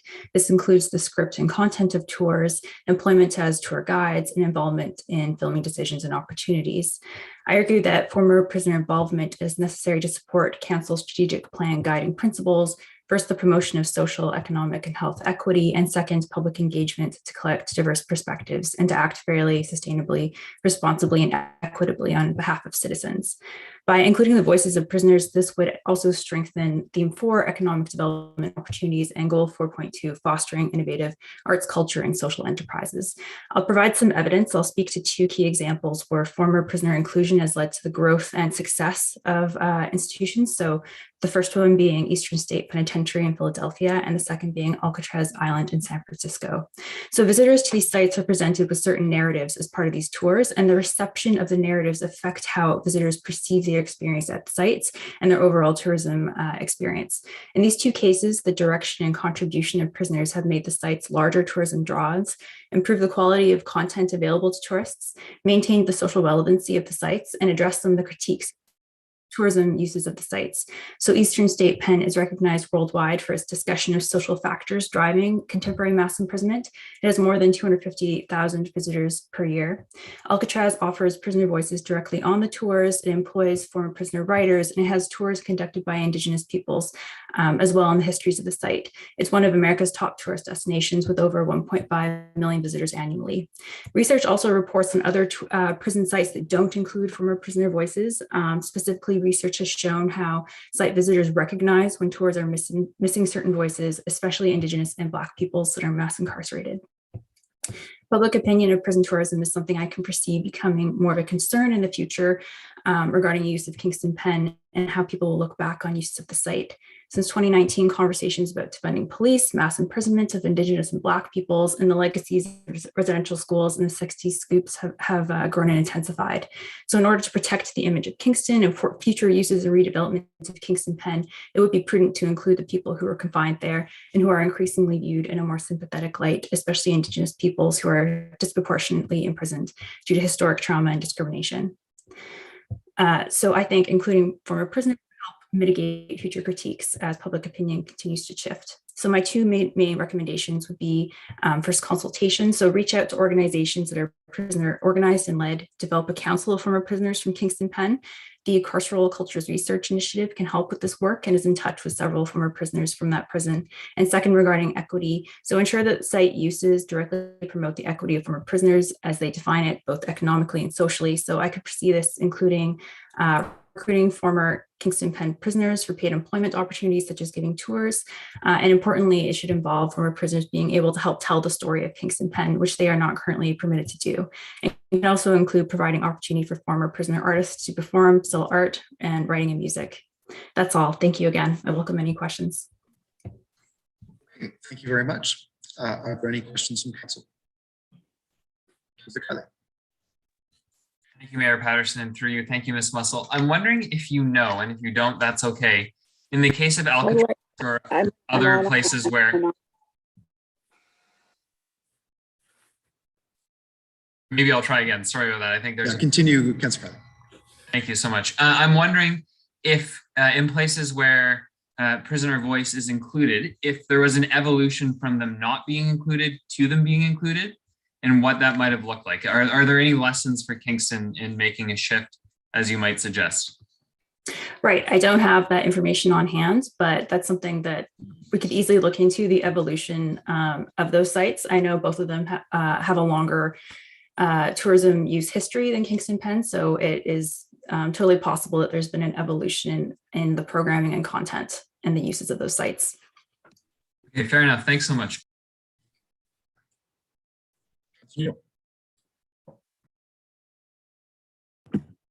Thank you very much for your presentation. Have you had an opportunity to share with Tourism Kingston or any group that is now engaged with that and share some of your ideas and experiences? Myself personally, no. I'm unsure if other members of our colleagues have, but I would be happy to do so, to share some of my research and to look further into it. That's great. And I'm a retired teacher, and I always say there's only 3 things I miss about not teaching, and that's the kids, snow days, and field trips. Are you aware of any of your the prisons that have model ones that actually open up for school trips? Yes. So one of the examples I discussed, Alcatraz, that's one of the major, that would be an evolution in what they've done in terms of trying to build more opportunities for curriculum with local schools. So yes. Thank you very much. Thank you. Are there any other questions from council? Okay, Ms. Mussel, thank you very much for your delegation. So moving on, delegation number 12 has been withdrawn. So we're now at number 13, and I will invite Hazel Taylor Quick to appear before council again to speak to information report number 3. Ms. Hazel Quick, welcome, and you have the floor. Hello, greetings, guys, gals, non-binary pals. My name is Hazel Taylor Quick, and I am a grade 9 student at Kingston Secondary School, and I come here representing the Sweetgrass Circle, a group at our school that works towards a healthy planet for humans and all of our non-human relations. Before I begin, I would like to express my utmost thanks to Joanne Whitfield, our teacher and librarian, for her unwavering support in all of this. So thanks so much. Okay, on to business. Like I said, I'm 14. And that pretty much means that my power, along with most young people's power in society, is pretty limited. We can't drive, we can't get a high-paying job, we can't run for an election. Heck, we can't even vote in one. So no wonder youth and young people have such high climate anxiety. There was an interesting survey done last year. It took 10,000 young people from 10 different countries and asked them how they felt about the climate crisis, and especially the government's response to it. Almost 60% said they felt very worried or extremely worried. The most common emotions were stated as afraid, sad, anxious, angry, or powerless. This distress is also strongly correlated with the belief that our governments are not doing enough. Despite this, I do come bearing good news. Last fall, students at KSS helped Little Forest Kingston. We prepared a forest floor for one by our school, and we helped with the planting of trees for one by Highway 15. And you know what? For many of us, the fact that we knew we were doing something to help in any small way was an enormous relief. But I mean, this does make sense. We know that taking action relieves anxiety and stress. We know that action is the solution to powerlessness and hopelessness. And lucky for us, Kingston is full of young people who want to take action and invoke change. Okay, next slide. I want to encourage the city to adopt the 3-30-300 rule. Next slide. You've probably heard of the idea, and will no doubt in the coming months become much more familiar with it. Every person should be able to see 3 trees from their home, have at least a 30% tree canopy cover in their neighborhood, and have to walk 300 meters to the nearest quality green space. Next slide. This is how to empower healthy citizens, especially youth. We are beginning to understand what Indigenous cultures always have, that intact, biodiverse, natural spaces that are connected to each other, creating green corridors, are crucial for mental health and for the health of the planet. I would like to challenge the council to think beyond tree counts to forest counts. Forests like the forest I planted with Little Forest Kingston, with communities that surround them as guardians. This is the solution to so many of our problems. A study of Toronto school grounds has shown that children's readiness to learn improves when they have increased tree cover and tree species diversity in schools. It turns out that having a tree nearby helps with concentration and focus. This effect is most pronounced with kids from disadvantaged neighborhoods. It follows that tree cover and diversity of species is not just good for kids in a school ground, but even better if the forest is with them wherever they are in the city. Tree and tree cover is an equity issue, and the city plan should take that into account. Perhaps the city should start with working with local school boards to increase diverse tree cover at and around schools. The youth may not have much power, but you do. You have the opportunity to enact change, to make Kingston a more vibrant and eco-conscious city. You are the leaders, and you've got the chance to work with us to cultivate resiliency and equity. The youth are watching. Make your choice. Thank you for your time. Thank you very much. Are there any questions from council?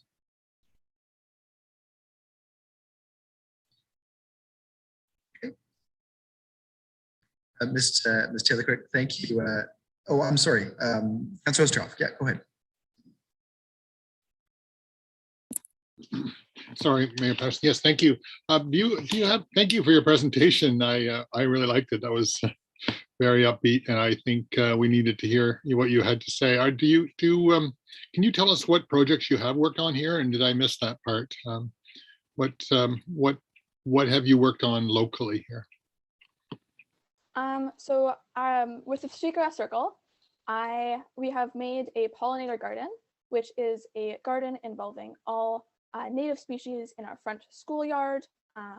And so that's one of the things. We worked with Little Forest Kingston to plant and prepare little forests like around the city.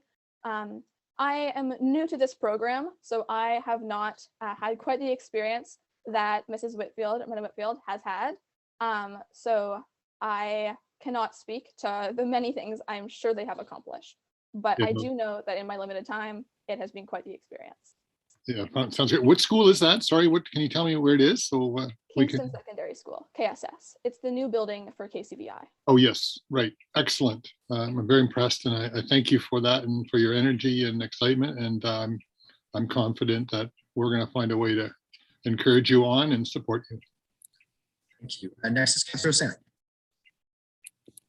Thank you, Your Worship. Through you, thanks so much for your presentation, Ms. Taylor Quick.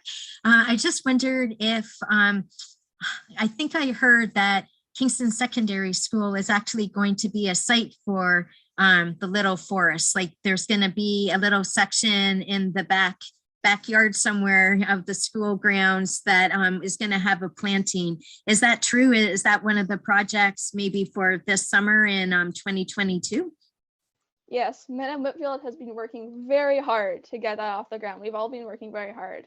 Unfortunately, there has been a few hurdles, but we're hoping those will be cleared up as soon as possible so that we can create a more vibrant community for our school and for the neighboring citizens. Super, thank you. Thank you.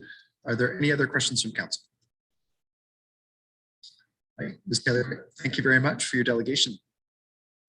With that, we'll move to delegation number 14.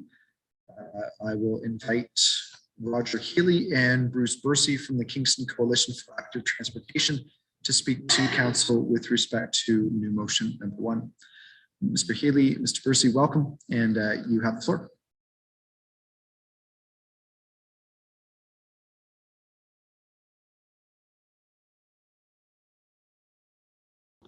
Thank you for having me tonight.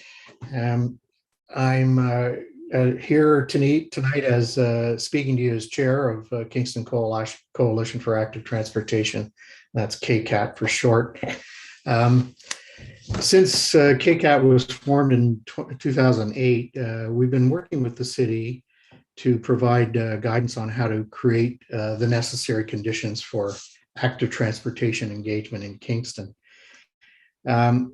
And one of those conditions is to recognize and address the barriers we have to active transportation engagement. School zones represent one of the biggest barriers in our city. KCAT is pleased that council is proposing more action in this area. School zones across our city pose significant threats to children for three reasons.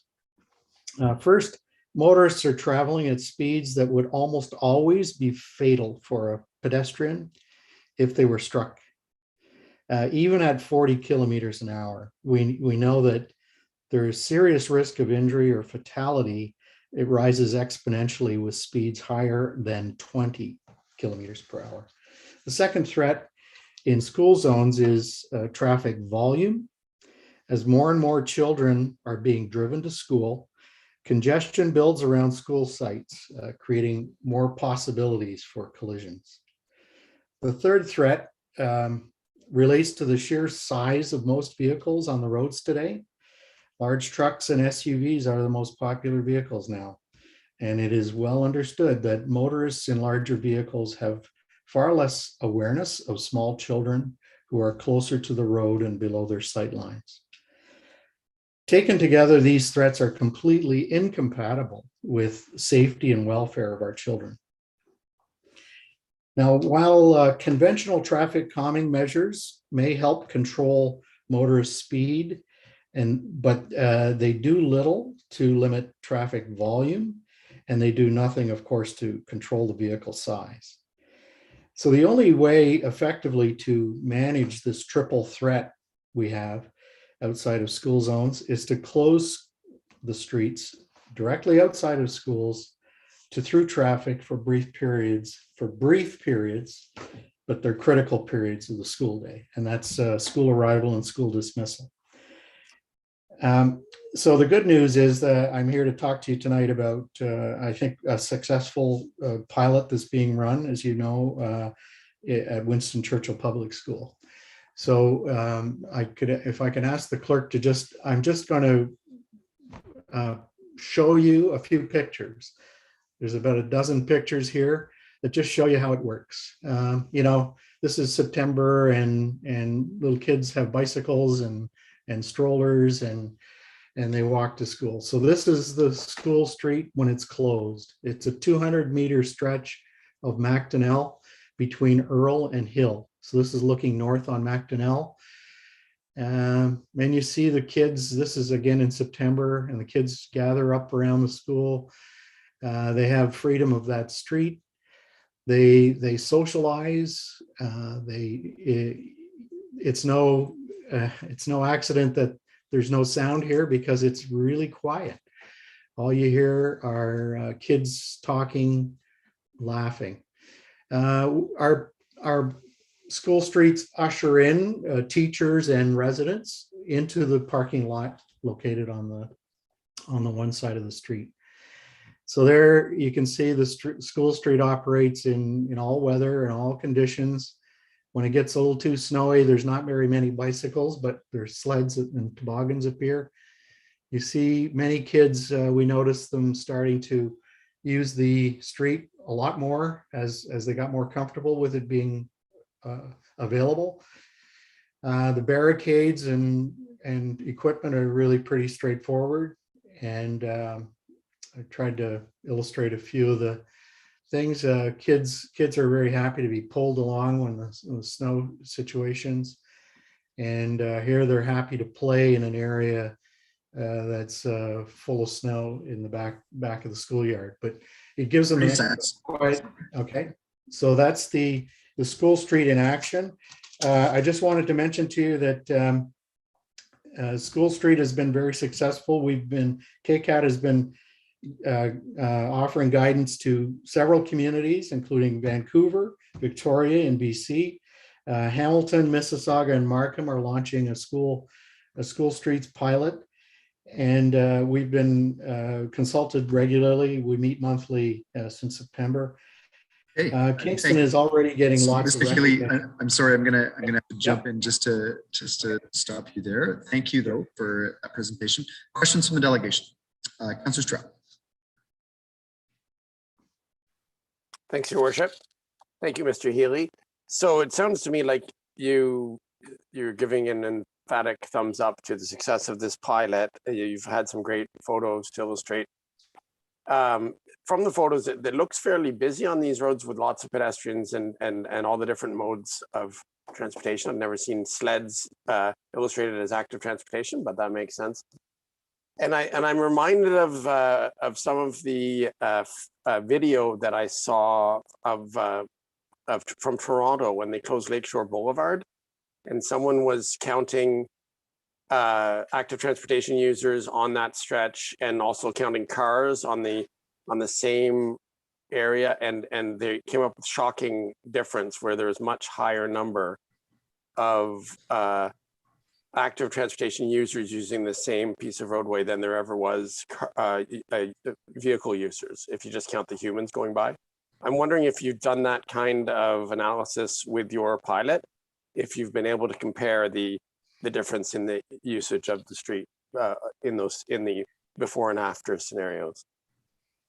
Well, I have to tell you that even though we've been operating for 90 days now, we have been gathering data. We haven't actually started analyzing it. Part of the key function of this pilot was to establish a lot of parameters to be measured, both in terms of actual counts of people, but also attitude changes, tracking, that kind of thing. And that is being done by Dr. Patricia Collins at Queen's, and we're working very closely, of course, with her. And I'm coming to present to you tonight because of the circumstances. But I just wanted to show you that it works, and it's very simple. It's very inexpensive. And certainly KCAT is happy to provide more input on this. But in terms of the actual analysis of data, there's far more of that to carry on from now. Right. So I see my question is a bit premature. I do know Dr. Collins' work, and I am looking forward to hearing that. And you're right, that's probably where that information will appear. Anecdotally, though, from your photos, it does appear that the road has more users now during that period than it ever would from vehicle users, just from the photos you've shown. But of course, that's anecdotal. So we'll wait for the official analysis. And thank you again for coming. Yeah, thank you. Next is Councillor Signage. Thank you, Your Worship. Through you, thank you so much for the information you provided. Mr. Healy, I'm happy to hear how successful it is down at Winston Churchill Public School. If cars want to go straight through, like they're not actually dropping off a child, are they not allowed during those pickup and drop off hours? Or is that when a parent would act, like a volunteer parent would actually escort the car right through? Or do you just not allow through traffic at all? We really don't allow through traffic by anyone other than, of course, the only people allowed into the school area are teachers, naturally, anyone working with the school, and then there's 9 resident homes on one side of the street that they have obviously free access. But remember that the closing time is only closed for 25 minutes at the beginning of day and 25 minutes at the end of the day. And over time, we've noticed that local residents and even people, Macdonell is a very popular through street to going from Union to Princess and Concession. So we've just noticed that people understand those times and are staying away. There's a good grid area of streets in the neighborhood that people just find alternate ways around. So they come up to from the south, they come up McDonald Hill, they cross over on Hill up to Napier or Willingdon. So there's a way around, and that's the thing we should be aware of, that cars can move around and find different routes pretty easily, really. Thank you. And this is a pilot project at Winston Churchill, correct? So if the two schools, Mother Teresa and Lancaster Drive Public School, if they wanted to consider closing Lancaster Drive, how soon could they make that part of the same closed street program? How soon could they make that happen? Well, there was quite a bit of work to get it started, for sure, and a lot of cooperation and working with this Transportation Services Department. They were, of course, instrumental in helping us put together the traffic control program, and it was presented to council in August last year. If now that they've been through it and they know we've learned a lot of the problems and the issues that can arise, and they would probably, I can't speak for them, of course, but I think they would find it reasonably easy to get another group going. There's a lot of work involved, of course. We're completely volunteer run. We're running literally on very little money. Our volunteers, once we gathered them, we had a lot of recruitment of volunteers in the summer, but we were very grateful to get as many Queen students as we get a large number of Queen students who help us out. It's only basically an hour commitment for each shift, and from most an hour, getting there and getting back included. So it's a very small period of time for a volunteer to work, and they had to get police training, police certification, CPICs or KPICs, for working with vulnerable populations. But other than that, and we paid for that at $35. We provided a few inexpensive safety vests, high visibility vests, and some training on how to deal with the crossings. And it's really not a big deal. It probably felt like a big deal for the first couple of weeks we were operating, because it was quite busy, but it very quickly became, I think, a smooth operation. Good to hear. Thank you very much. Thank you. Next is Councillor Neal. Thanks for the presentation. It sounds like a great project. I'm curious, I know you're familiar with this because we've talked about it in the past, but there's a lot of communities now that are supporting what are called walking school buses in order to get students to school safely and I'd suggest to anybody, Google walking school buses. They're really, really popular. But did you consider that as part of the project that you're working on? We've known about walking school buses. They've been around for a while, and they've been tried, and they're certainly very successful. The one big issue, and we didn't consider them necessarily as part of this. I think they've been explored at other schools in the Kingston area. But part of the fundamental problem with the walking school bus is that the champions, are champions while they're champions, but then their children either grow up where they no longer need it, and they, so it's very difficult to retain the continuity. This pilot street, school street issue probably faces the same issue in a way, but it's a little more structured and allows for really a job description very similar to what a crossing guard does.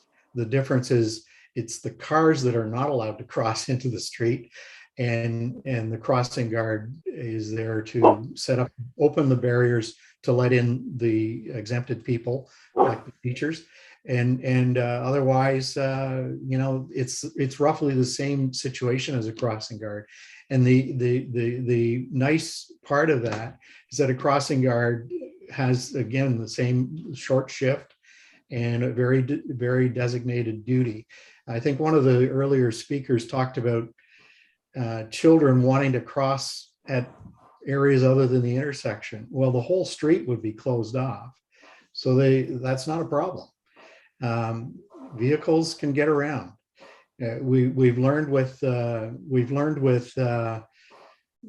400 series highways you don't see people out walking their dogs. We know the logic is that pedestrians are incompatible with that kind of street.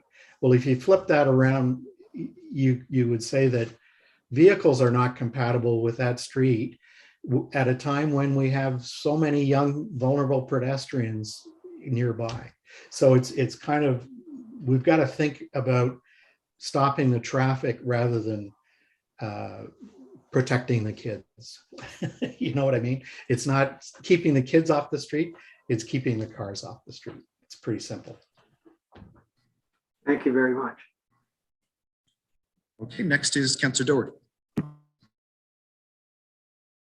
Thank you, and through you, Mr. Mayor.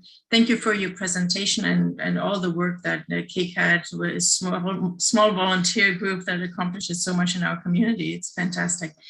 I wonder if you could speak to communication. I'm sure communication would have been key in this project to be successful, because certainly on the first day, all these cars would have arrived and you would have prepared the families and what kind of collaboration was necessary for a communication plan.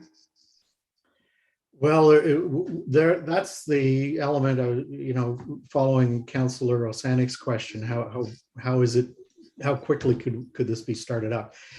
We took a lot of time to go door to door to the neighbors, all the neighbors in the surrounding area, to notify them of what was happening, how the neighbors involved directly in the school street, those 9 homes, how they would deal with it. So we did it a lot by just, paper mail or paper flyers dropped at the door, communication with the parent councils, and I have to say the principal is key. You have to get the principal involved in the school in this project, and the principal has been great. What else? I mean, it's sure there's a lot of work. We had a very capable student working in the summer project, helping sort of stick handle all this stuff, and we all chipped in with the communication. But we have a communication plan. The other thing I mentioned, the 3 communities in the GTHA, Hamilton, Mississauga, and Markham, they've got their city staff working on this, their school board staff are working on it, and they've got really good communication plans all laid out. So they'd be easy to borrow, but in the end, yeah, it's very important to make everyone aware of what's going on before it happens. They're still shocked. They're still surprised when it happens. They still pretend they never saw the notices, but that's just par for the course. Thank you. And my follow-up question, if I may, is would you be open if other schools in Kingston are interested in hearing more? Would it be possible for a volunteer from KCAD to come and present to parent council, perhaps?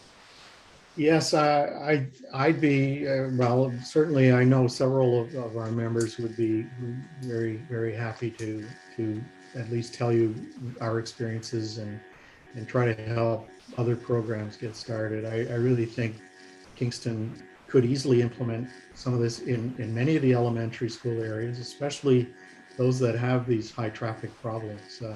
It takes a lot of study to just look at the area and really analyze it. You heard tonight from a lot of the residents nearby who really know the area very well, and they know what can be done. But again, they're thinking of what tools they've seen. They haven't really seen this in action, and I welcome them to explore it and find out more. I'm willing to talk to them for sure. Great, thank you. Hey, thank you. Next is Councillor Hill. Thank you, Roger. Couple things.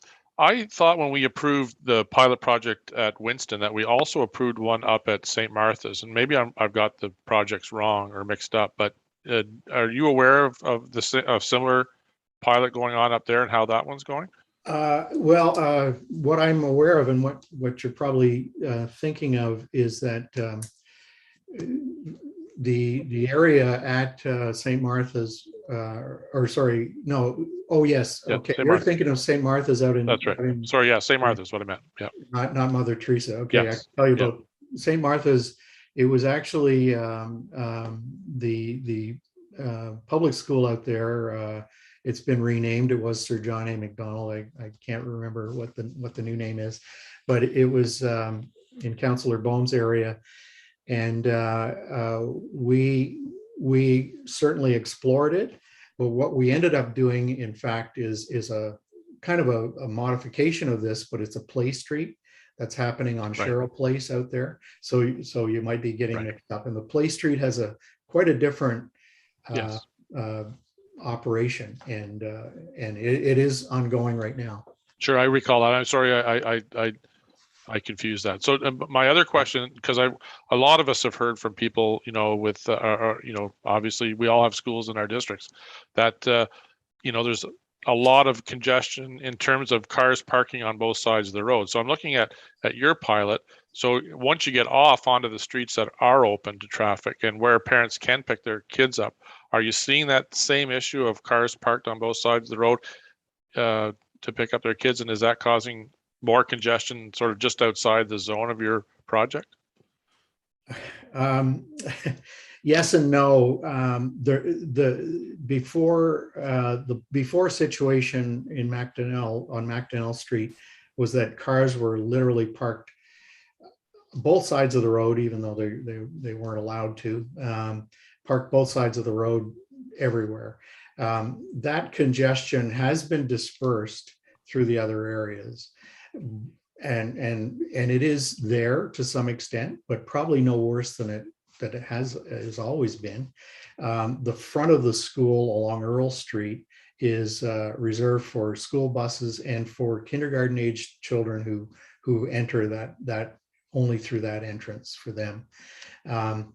So there is a bit of a dilution effect by having the school blocked off the way we have it, 200 meters on Macdonell.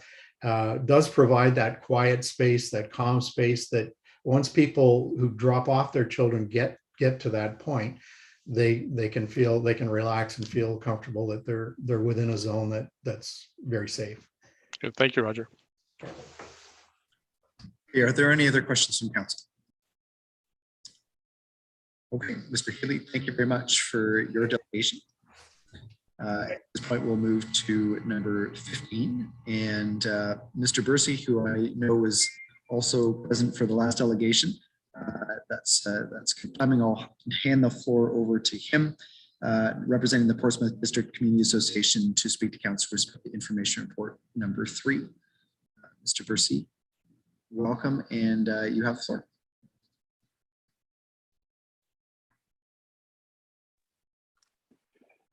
Hi, my name is Bruce Bursey, and I live on Lancaster Street in Calvin Park. As the president, I'm here this evening to speak on behalf of the Portsmouth District Community Association. Living in Calvin Park, it's become more and more common to hear the sounds of chainsaws during the spring to autumn months, and it's not my neighbors cutting firewood. Over the past few years, a growing number of trees have been removed throughout our neighborhood, including many within the boulevards along the sidewalks on city property. For a variety of reasons, many of the original trees planted in the 1960s and 70s are maturing prematurely and reaching the end of their life. Unfortunately, the replacement of these lost trees is not keeping pace with their removal.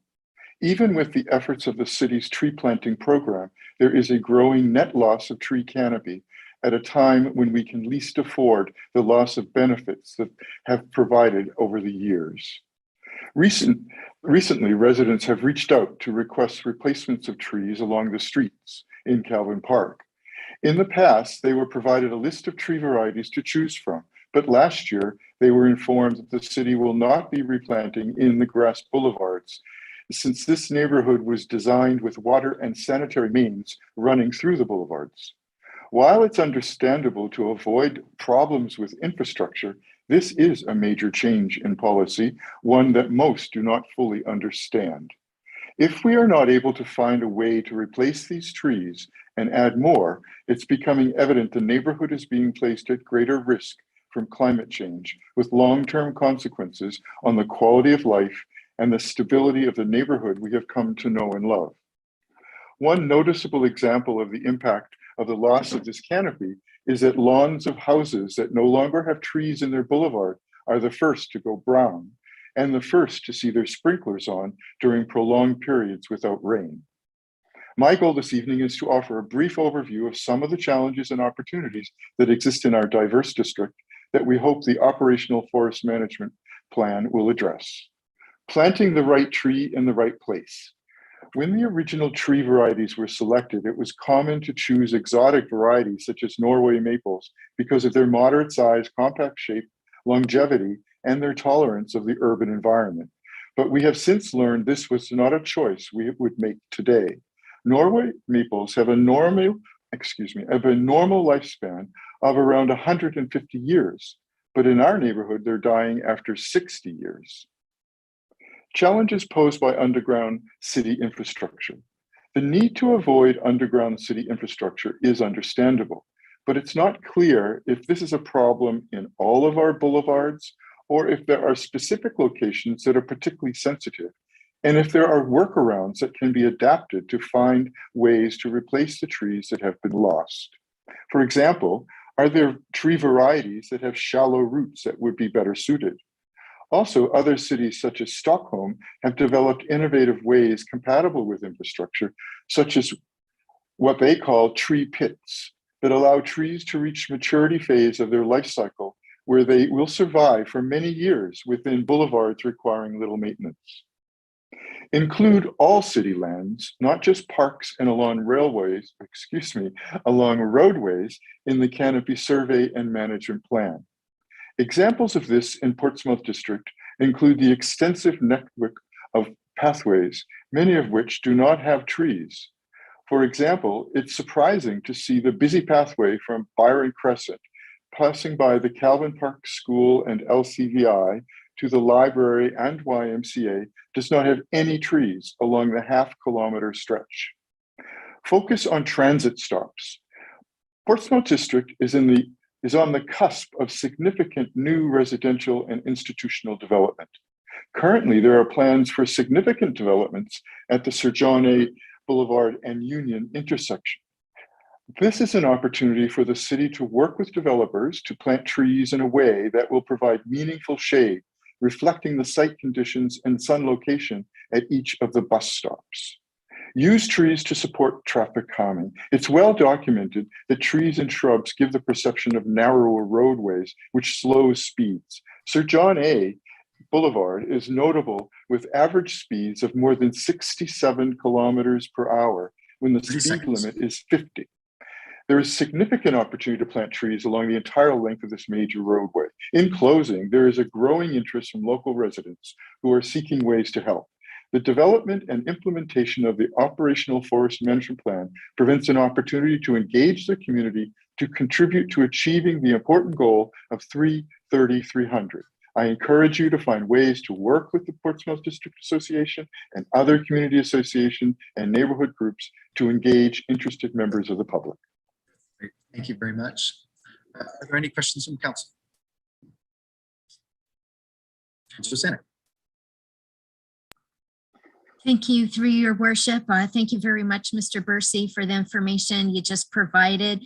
I think it's very worrisome that we're not replanting the street trees, even though, like you said, if they do have too much infrastructure beneath the ground to replant new ones, why then are we not like planting that same number along pathways and parks, other places to make up for that loss? I just wondered, have you written to staff about that, or like everything you just said, your speech, I think should be sent to our forestry staff to see how they can respond. Have you already tried that? Well, actually, I have written to Commissioner Joyce, and I recently received an email from him, and he's interested in exploring these ideas and is supportive actually in his email. So I look forward to continuing that discussion with our association and Commissioner Joyce and staff. Thank you. Next is Councillor Doherty. Thank you, through you, Mr. Mayor. Thanks for your presentation. At the very, very end, you brought up the 3 by 30 by 300 that Ms.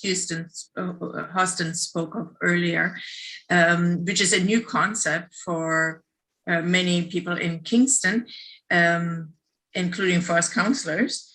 And it sounds like an introduction of lots of trees, like the whole concept of a city in a forest.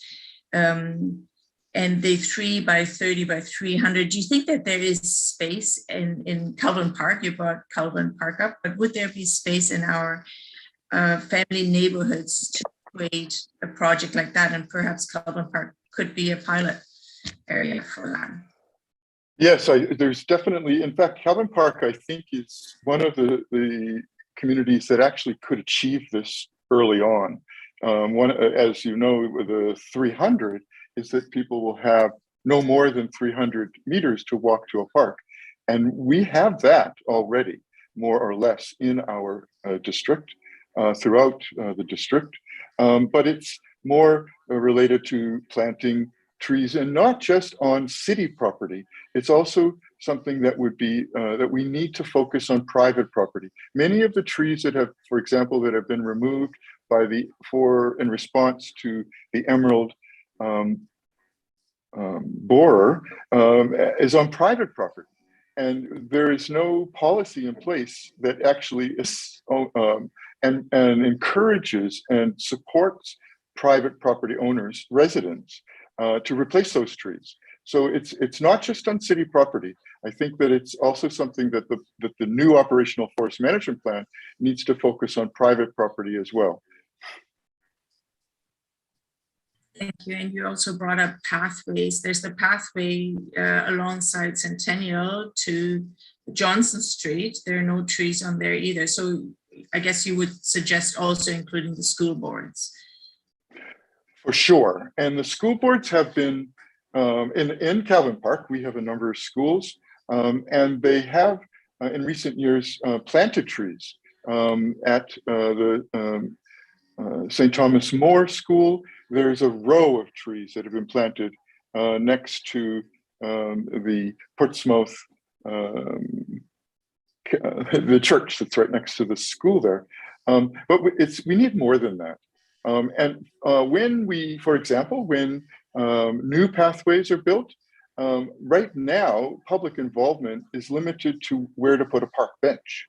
We're really not asked much more. I think that we need to broaden the community involvement in the whole planning cycle of our pathways, and engage people to mindfully identify locations where shade would be of benefit as well. So there's lots to do. And if we work together with community groups, I think that we will end up with a better product.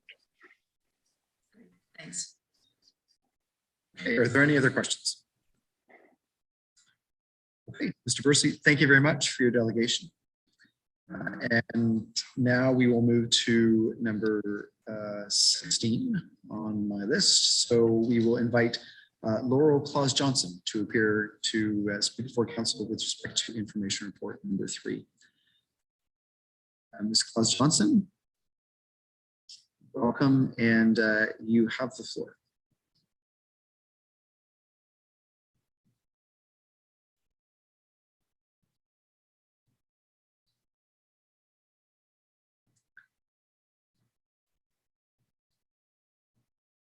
So I'm not sure if we're getting a response. Okay, perhaps what I propose is that we will move to our last delegation, and then we can circle back just to see if Ms. Claus Johnson is still there. So at this point, then we'll invite Alex Jansen from the Kingston Film Office, Krista Leclerc from Kingston Accommodation Partners, Megan Knott from Tourism Kingston, and Jeff Wasick from St. Lawrence Parks Commission to speak to council with respect to Clause 2, report number 26 from the CAO, Kingston Penitentiary 2022 lease and partnership agreements. So welcome all, and you have the floor.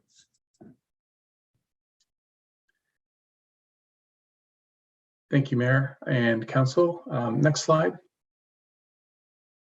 And next slide, please. So SLPC is known for delivering high quality and respectful historic programming at the former Kingston Penitentiary site. The standard and extended tours are the most popular offerings, accompanied by the architectural and film tours added in 2021. All tours are offered in both official languages, include up to 15 to 30 guests per tour, and steps have been taken to make these tours as accessible for all people of all abilities. Tours are fact-based and continually evolve. It is often thought that history is static, but as time goes on, new facts are discovered and new organizations are consulted, leading to the evolution of these tours to include a better representation of all of those involved in the story of this National Historic Site. Next slide. SLPC values our ongoing partnerships that are part of the delivery of Kingston Pen Tours. It's through these partnerships that the impact of guests arriving is elevated, resulting in tens of millions of dollars returned to the local economy. Over the past 2 years, this impact has been lower. No doubt fewer guests have traveled due to the pandemic. This is expected, though, to change going forward, and SLPC is excited to continue to be part of the delivery of this important tourism gem for the region. Next slide.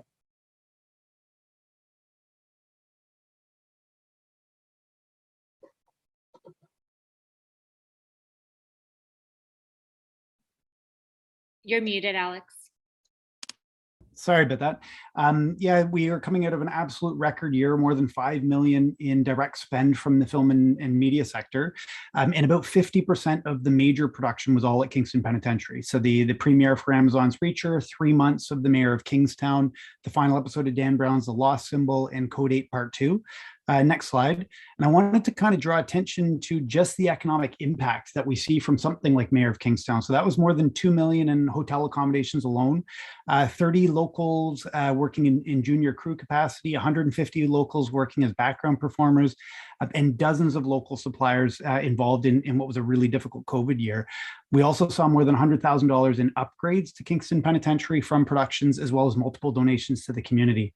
Next slide, please. And what I wanted to do is draw attention to what we're seeing is more of the emergence of an actual industry sector where people can not only productions come and shoot and leave, but actually people living and working right here in Kingston. We're seeing record levels of that. Some of the proposals that we're doing notably right now is to expand a pilot that we have with Queens into including 3 area high schools, Corrections Canada's offender release program for low-risk offenders, March of Dimes, as well as St. Lawrence College. And then we're also seeing a really strong regional expansion.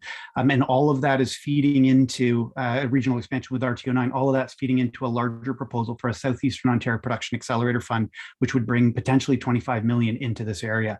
And I flag that Kingston Penitentiary is certainly central to all these plans. I'll pass it on to Megan, please. Next slide. Thanks, Alex. So as Jeff and Alex have spoken about, obviously the economic impact isn't felt just in Kingston, it's a regional economic impact. It's definitely an anchor attraction for the city. Visitation upwards of 350,000 people, economic impact of north of 30 million. Next slide, please. It's also an anchor attraction, obviously, as Alex stated, for film production. So notably all of these that we touched upon, as well as the economic impact. Next slide, please.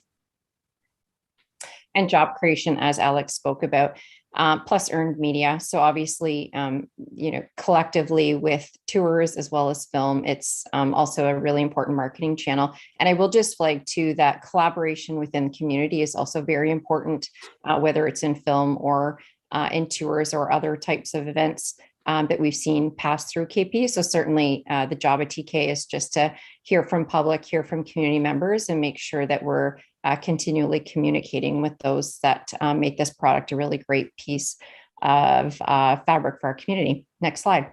I'll pass it over to Krista. Thanks, Megan. So just to reiterate some of the things that my partners and colleagues have mentioned, but from a hotel perspective, KP Tours and film has been really fantastic. It definitely, as they mentioned, is an anchor attraction, but it motivates travel. It's one of our signature offerings. It definitely diversifies what we offer. So we're always looking for things that kind of can expand outside of the summer months.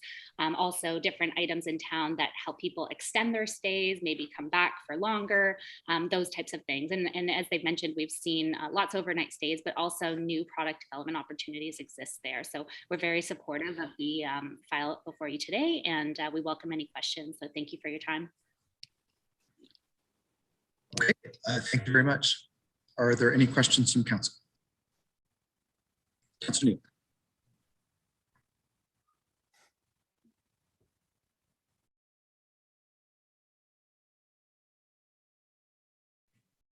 Councilor Neal. Thank you. Just one quick question. I know, and I'm really impressed with how successful the film portion of this has been. Is this an opportunity for Queens has a very notable film program with a lot of successful graduates. Have you taken advantage of that, and have we been able to engage some of those students from Queens? Yeah, absolutely. Thank you very much. Yeah, the program, the way we worked it initially is we did information sessions that then led to workshops with all the major unions. It then led into a pilot program with Queens where there's 20 students credited and insured to work on production. Of those students, from the first pilot class, 4 of them ended up, by the time they were done, they'd never been on a set before. They were 4th year film students. By the time they left, 4 of them qualified to join the Directors Guild of Canada's Guild Apprenticeship Program. So they actually were able to go right into industry. Another one got into IATSE's camera trainee program, which is a very competitive program to get into the camera side. So we've seen big successes with it. And right now the proposal that we've got to Skills Development Fund is to take that pilot program, expand it out to 5 new partners, Holy Cross, LCVI, Regi, who all have current programs within the high school system, media concentrations, St. Lawrence College, which has existing co-ops, March of Dimes, as well as Correction Services Canada's offender release program for low-risk offenders. So I think what we're going to see is more production, not just coming, shooting, leaving, but actually staying here and engaging more within the community. And the goal is to also get the local production companies who, in a very otherwise difficult year, because a lot of them couldn't afford to shoot themselves under COVID guidelines, we were able to get a lot of them working on these productions, and it's turned into a really great sector. Thanks. That's great. Thank you very much. Okay, next is Councillor Kiley. Thank you, Mayor Patterson. Through you, I'm wondering how these production crews get to Kingston. Air, rail, car, how are they getting here in these vast numbers? Yeah, it depends on the productions. Usually it's by car.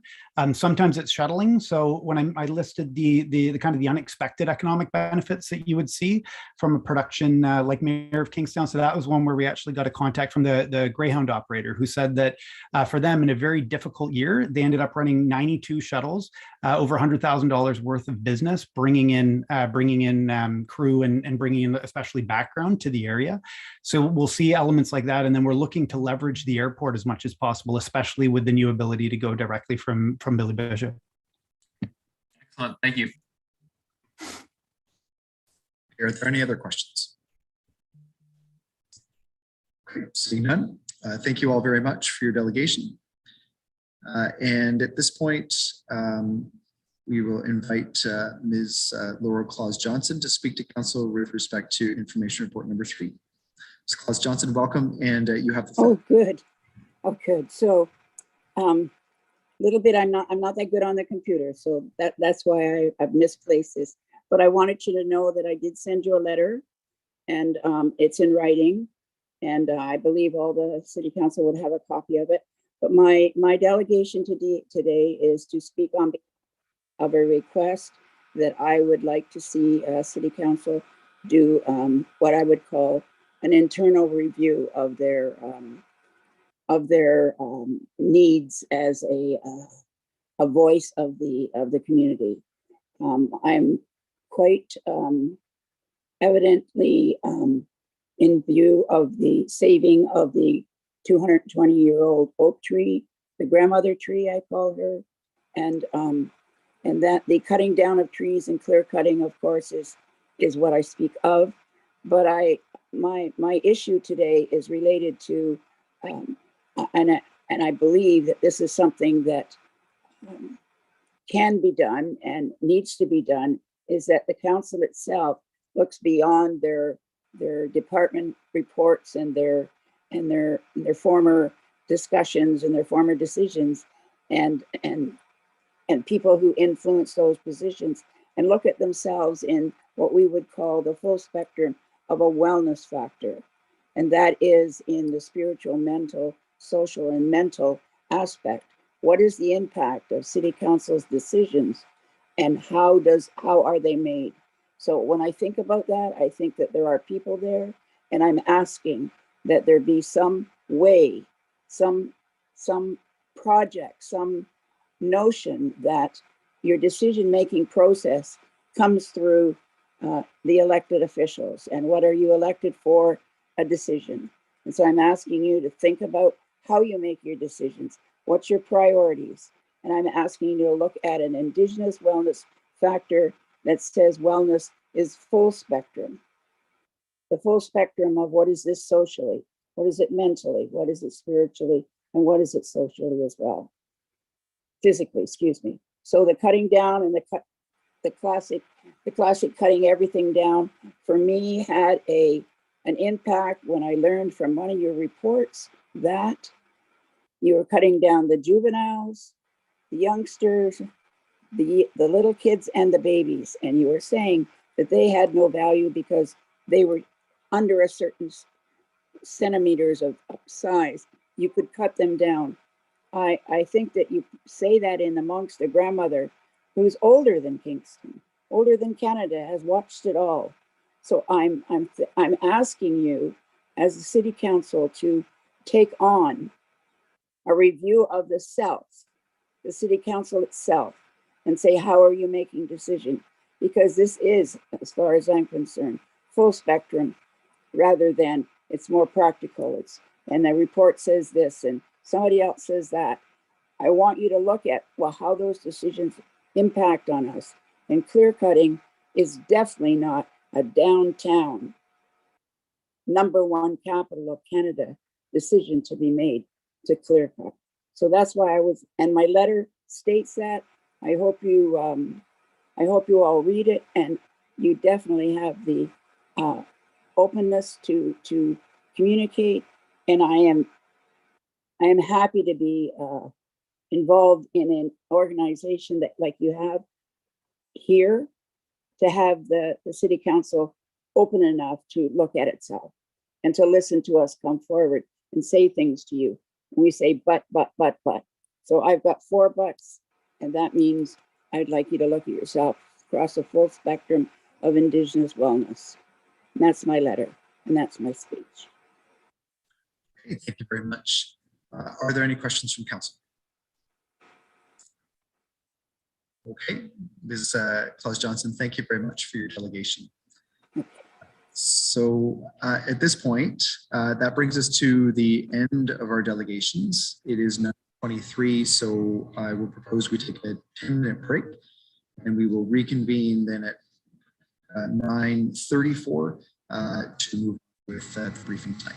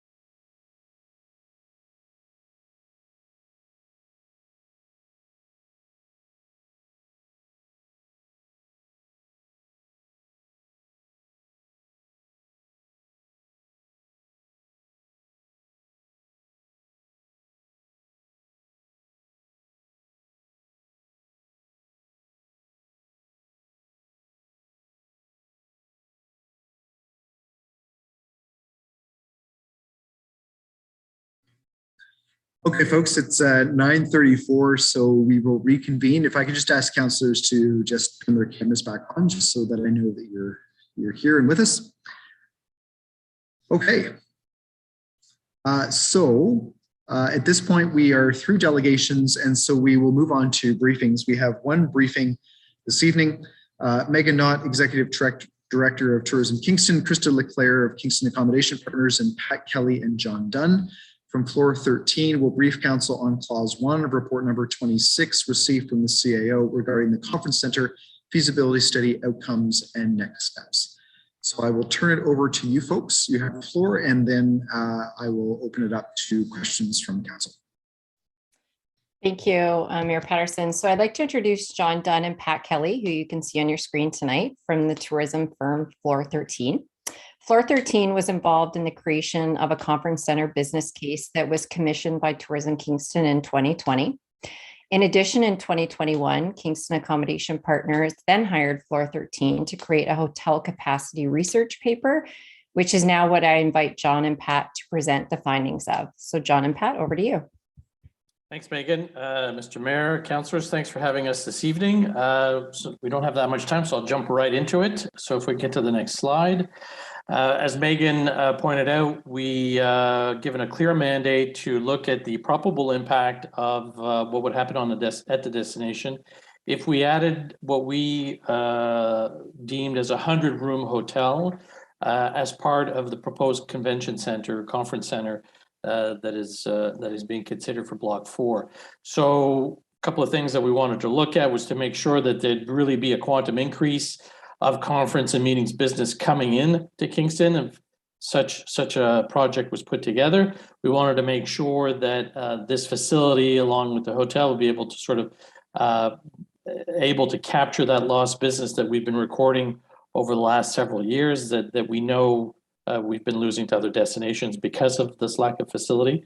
And as well, we wanted to make sure that that new hotel would be able to adequately absorb any business coming in, but also not be a detriment to the existing hotel park that's already in town. So for the sake of this study, just to reiterate, we used the assumption that this would be a 100-room hotel. Next slide, please.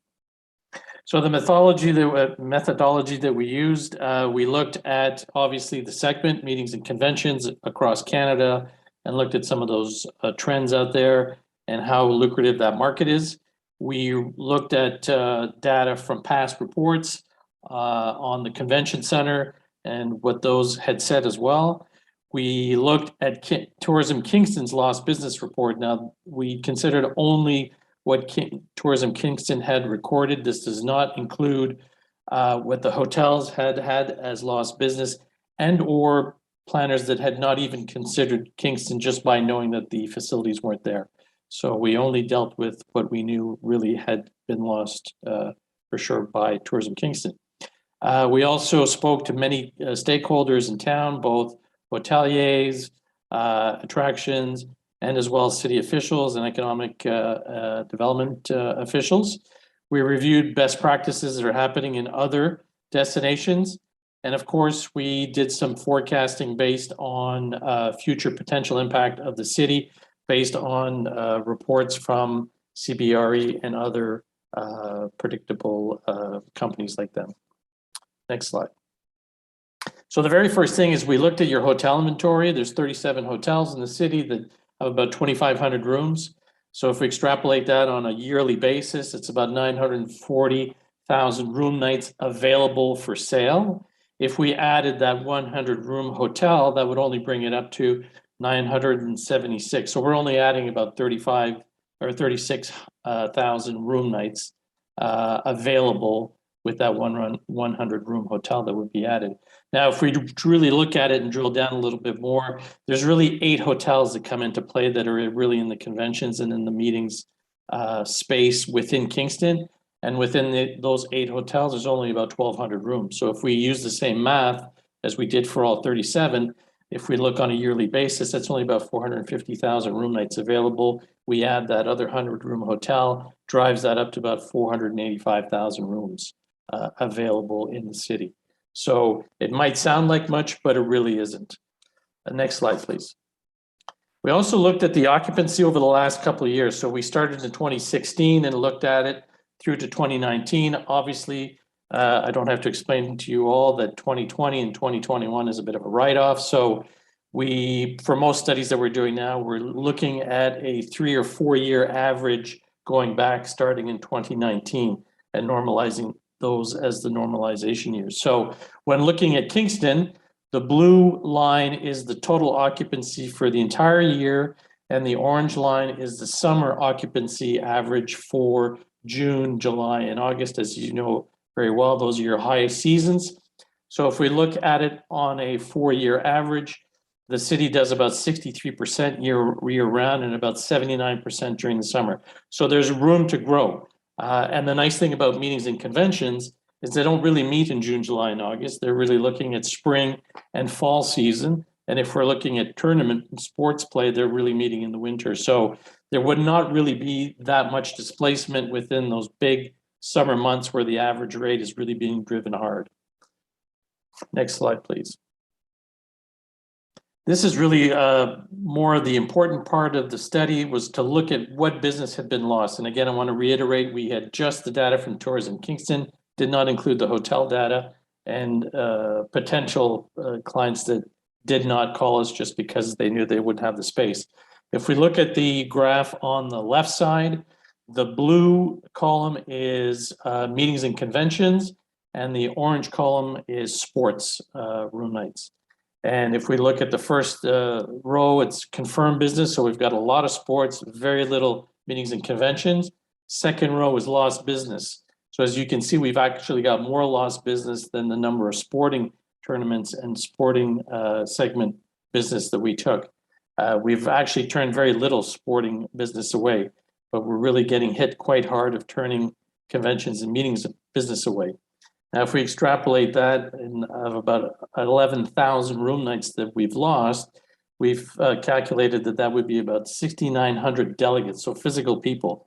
And if we do the quick math and look at it, if we had gained those 6,900 people that had come to the city and conservatively had spent $300 for their stay, so a hotel, maybe 1 or 2 nights, food and beverage, a gift, etc., a couple of drinks. If we take that 6,900 multiplied by 300, that's just over $2 million in economic spinoff that we've lost for the city. So there's definitely room to go and recapture that, knowing that we can bring in the right structure to be able to host all these meetings. Next slide, please. So we did a little forward forecasting, and bear with me, I'm going to try to explain this as easily as I can. As I said, what we've been doing is we're taking the 3-4 year average from 2019 back. So in this case, we took the 4-year average occupancy rate for the city, which became our baseline, which we're measuring everything off. So that was 63.3, excuse me. For the year 2021, we used the CBRE prediction, which was 36%. And then for 2022, we predicted that Kingston would hopefully be able to close the year out at a 50% occupancy rate. Then when we get into 23 and 24, we go back and we're using our baseline again of 63.3%. So the bottom line, the orange line, is if nothing was happening in Kingston, everything stayed the same. There was no conference center and there was no hotel added. The gray line up above is if there was a conference center and if there was another 100-room hotel put into the market. And we said, let's say we'll use 2023 as the opening year of this conference center and hotel. Obviously, it's not going to be, it's going to take a lot longer. But at one point, we had to sort of settle on a date, which would be, okay, this is the opening date. So we're predicting at a steady increase in being able to, as of the opening date of the conference center and new hotel, to be able to capture all that lost business that we had lost in the past, because we would have a couple of years of ramp up before opening, in which Tourism Kingston would be able to be out on the market, pre-selling the facility, making sure that when we do open, we open fully booked, or at least as much as we can. So we're predicting that 11,000 room nights could be recaptured even within that first year. So we can see that the incremental occupancy of the city grows quite steadily after an opening, so 23, 24, and into 26. So that could be extrapolated to 26 through 30, depending on when the conference center would open. And obviously these numbers will move as further out they go, because then hopefully after COVID, we'll start renormalizing occupancies and they might grow naturally a little bit as well. Next slide, please. So out of all this, the summary of all this, the document's much longer. This is just a couple of slides out of the entire document, is really that a new hotel of 100 rooms would really have very little impact on the hotel community. It would be able to absorb the demand that would be coming in with the conference center. As well, it would add to the marketability of the city, because now planners would say, okay, we've got this great conference center meeting space with a hotel next to it, on top of it, right, you know, a walking distance from it. Ultimately, it'd be better if it's connected to it. That's what planners really want. They're looking for that. They've got plenty of choice, so we've got to give them what they want.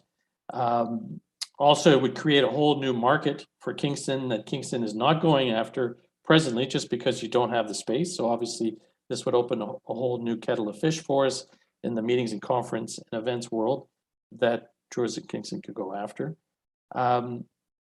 Presently, the city does not have that capacity. Yes, you've got the Leon Center, but it's an auditorium and a rink and a sports facility. It's really not made, it's not conducive to a conference center. It's like putting a square in a round hole. It's just not made for it. And even though the Donald Gordon Center is a great and beautiful meeting space, it's just not large enough to go after those big national meetings that we would want to bring into Kingston. As I said, business events gradually tend to go to spring and fall. Again, would not hurt your summer season, but would certainly help bolster those two seasons.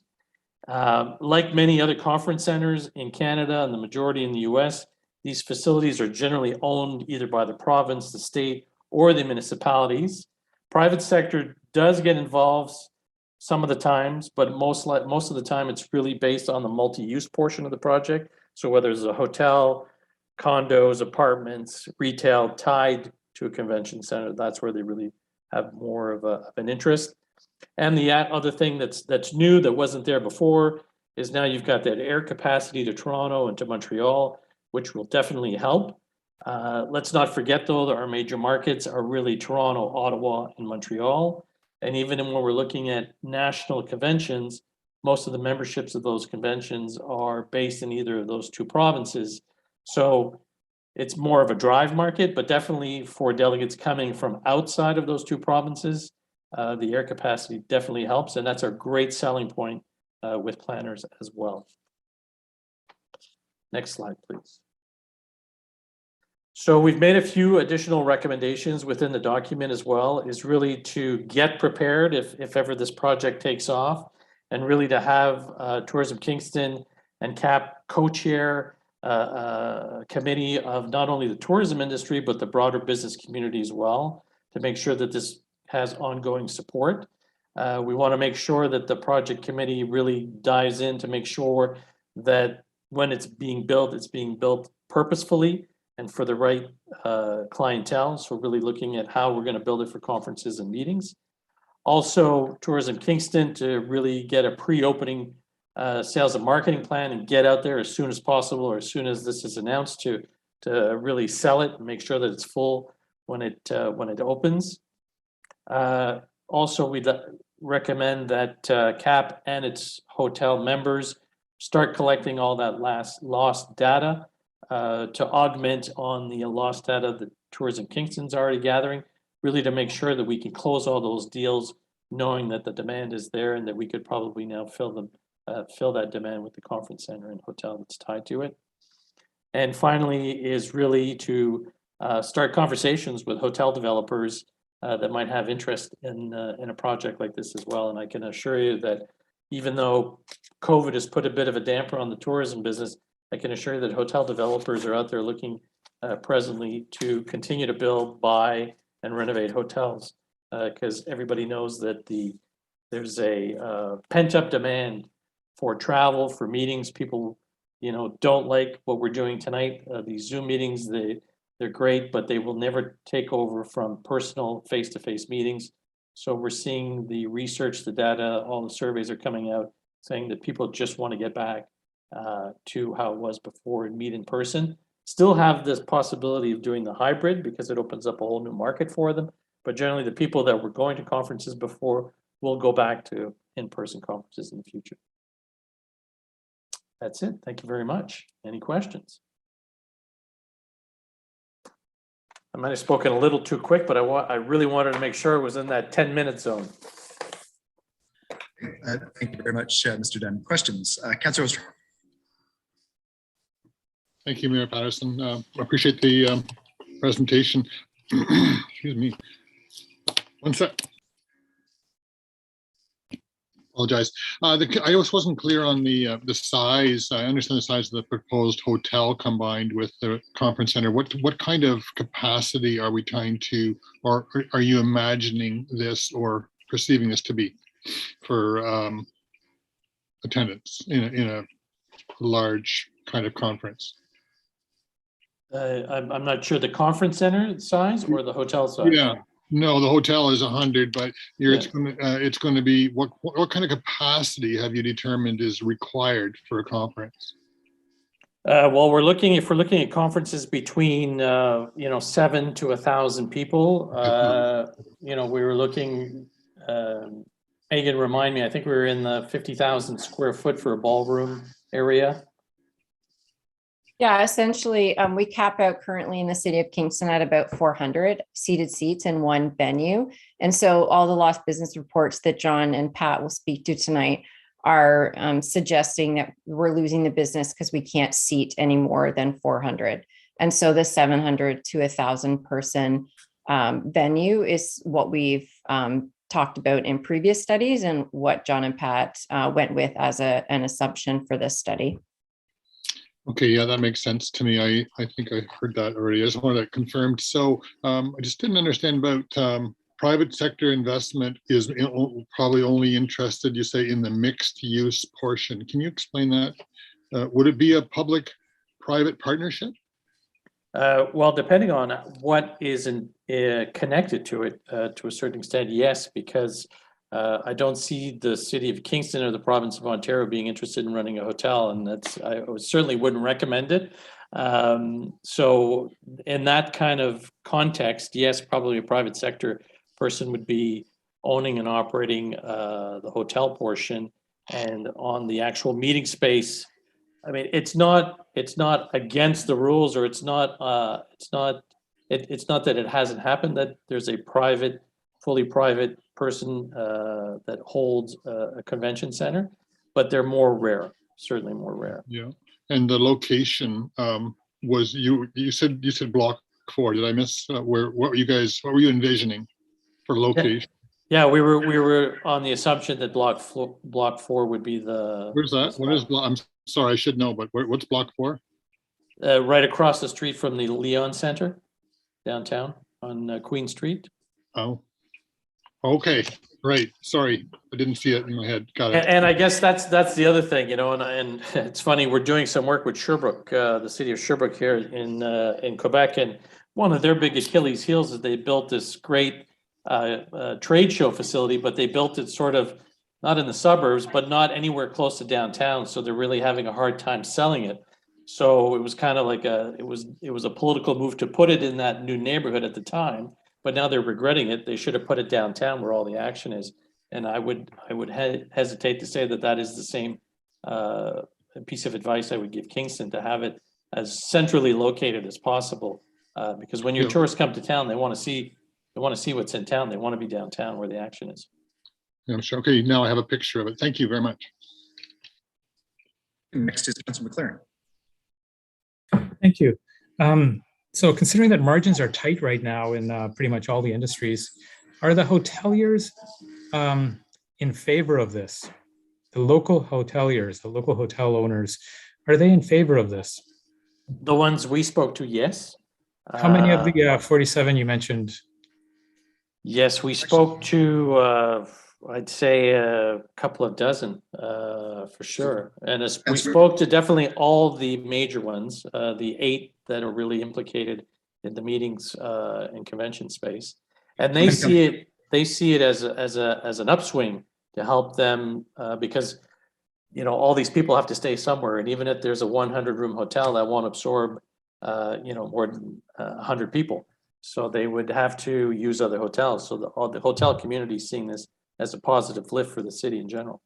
Okay, so they see it as a positive. Councilor McLaren, I'm just going to pause there just because I did see that Crystal Leclerc from CAP also put her hand up. Yeah, thanks. I'll just jump in and add some context there too. CAP, we surveyed our members, all of our members before we had the study done. So early last summer, and over 90% were highly supportive of this project. Again, with the idea that it's going after new business that we don't currently go after, and a 100-room property would be more supportive for things like the key delegates at a meeting like that, and the rest of the business would funnel into theirs, and then the uptown businesses would get the business that would normally be downtown. So everyone saw benefit in the project. Thank you. And so they see benefit in this. Are any of them willing to put in the money? Or do they want public money to fund their project? Well, I don't think you'll get a lot of interest in existing hotel owners to invest in a conference center. And I've never heard it done. It's usually done at a different level. Different government levels participate at the federal level, at the provincial level, and at the municipal level. So there's a few ways of looking at it, but probably not. Krista, I don't know if you want to comment on that, but I don't see a lot of the hoteliers saying, I'll give you a couple $1 million to build a conference center. Yeah, no, I wouldn't want to speak on their behalf in that. It wasn't a conversation that we had, but I think, Megan might want to jump in too, but the discussions around private partnership also included things like potential residential, retail, other outside businesses, and source of revenue too. So yeah, it sounds like you're also suggesting that the city would be running this convention center, or would you expect us to contract that out? No, we're not recommending anything at this point. It's that would have to be sort of worked out. It could be, again, could be given to a third party. It could be run by the province. It could be, if we look at both Ottawa and Toronto, they're both run through provincial crown corporations. In other places, it's municipal that run it. In other places, it's third party. So all options are on the table. Ms. Knott? Thank you, Mayor Patterson, and thank you, Councillor McLaren, for your question.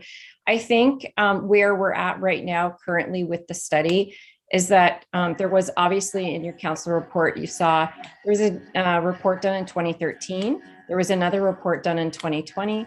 And then in addition to that, there's the report we're talking about this evening. And all of those reports talk to staff looking for further direction on the conference center space. And so the recommendation tonight is really focused on the fact that we surveyed hotel partners, specifically talking to John and Pat's research. They do give out models of what's worked in different municipalities across the country in terms of these types of builds. But really at the point of tonight's conversation is just to kind of gear us towards seeking further direction on information that we may need to bring to council in future to talk about a conference space, because what we're saying is that continuously, throughout the last decade, we see a significant amount of business lost because we don't currently have enough space to accommodate the business that wants to come to Kingston. And to John's point, there's business that doesn't even look at Kingston because we can't or don't have the space. And so I think it's really important to note that, John and Pat's focus was really around the hotel industry coming together to support the notion of a built conference center. What that looks like is probably the next phase or next kind of piece of research we need to do.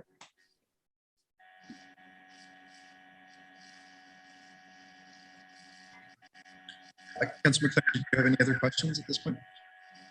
Great. Next on my list is Councillor Kiley. Thank you, Mayor Patterson, and through you. It was interesting reading the report. I had two questions coming out of it. One was about transportation to the city. I know your presentation here just ended on the note that we're going to have increased air travel, but I'm actually interested in the future of rail to Kingston, and it's a potential that we won't be a stop on the high speed link that may or may not get built in about a decade. I'm wondering if there's any thinking around how that could impact conferences here in town.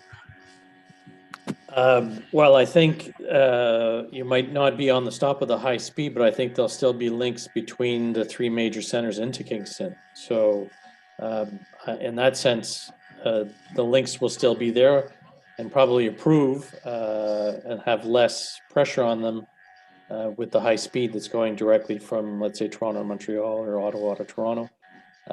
So it might actually benefit in the long run. I'm with you, though. I like the train option. Yeah, definitely. Interesting. I see Ms. Dodd's hand, Mayor Patterson. Oh, thank you. I missed that. I missed that. Councillor Kiley, that's a great comment. So the CN Rail obviously tracks, competes with Via Rail right now. We know that. And it's proposed in the next 10 years that Via Rail will build its own track. And yes, it may go through Smith Falls as a proposal. But I just want to clarify, it's not a high speed rail, it's a high frequency rail. So there's a really big definition or difference there, so that because they don't have to compete with CN freight trains anymore, the frequency in which the rail system will stop from Toronto to Ottawa and maybe onto Montreal corridor will just mean there'll be more frequency of trains, not faster trains. And the Via Rail train will still continue, as John says, on the traditional CN tracks that we see here in Kingston. So we won't lose any business. In fact, we'll probably gain business because we don't have to compete with limited schedules, because business travel right now on Via is because they have to share the tracks with CN. Yeah, absolutely. Thank you. That's a good correction. I appreciate that. And it's helpful, which is great. So my second question was also from the report. I think the line was something to the effect that if we were to build in the next few years, we could become unique in Canada because we could tailor what is constructed to a post-COVID world. And I'm wondering if that could be expanded upon. I presume it means around physical distancing. That was even referenced briefly, but what would a post-COVID conference center look like in your mind at this point? Yeah, I mean, I think it's one of those things that's still under development, and as usual, the Europeans are putting a lot of thought behind this. But I think it would definitely be a lot more technological than the conference centers and convention centers we have today. A lot of them are actually trying to upgrade to have those technical aspects in there. Physical distancing, more light, less these dark, dingy meeting rooms in the basement kind of thing. A lot more of that sort of public space that's illuminated much more. LEEDs, obviously, more LEED buildings, that type of stuff. All right.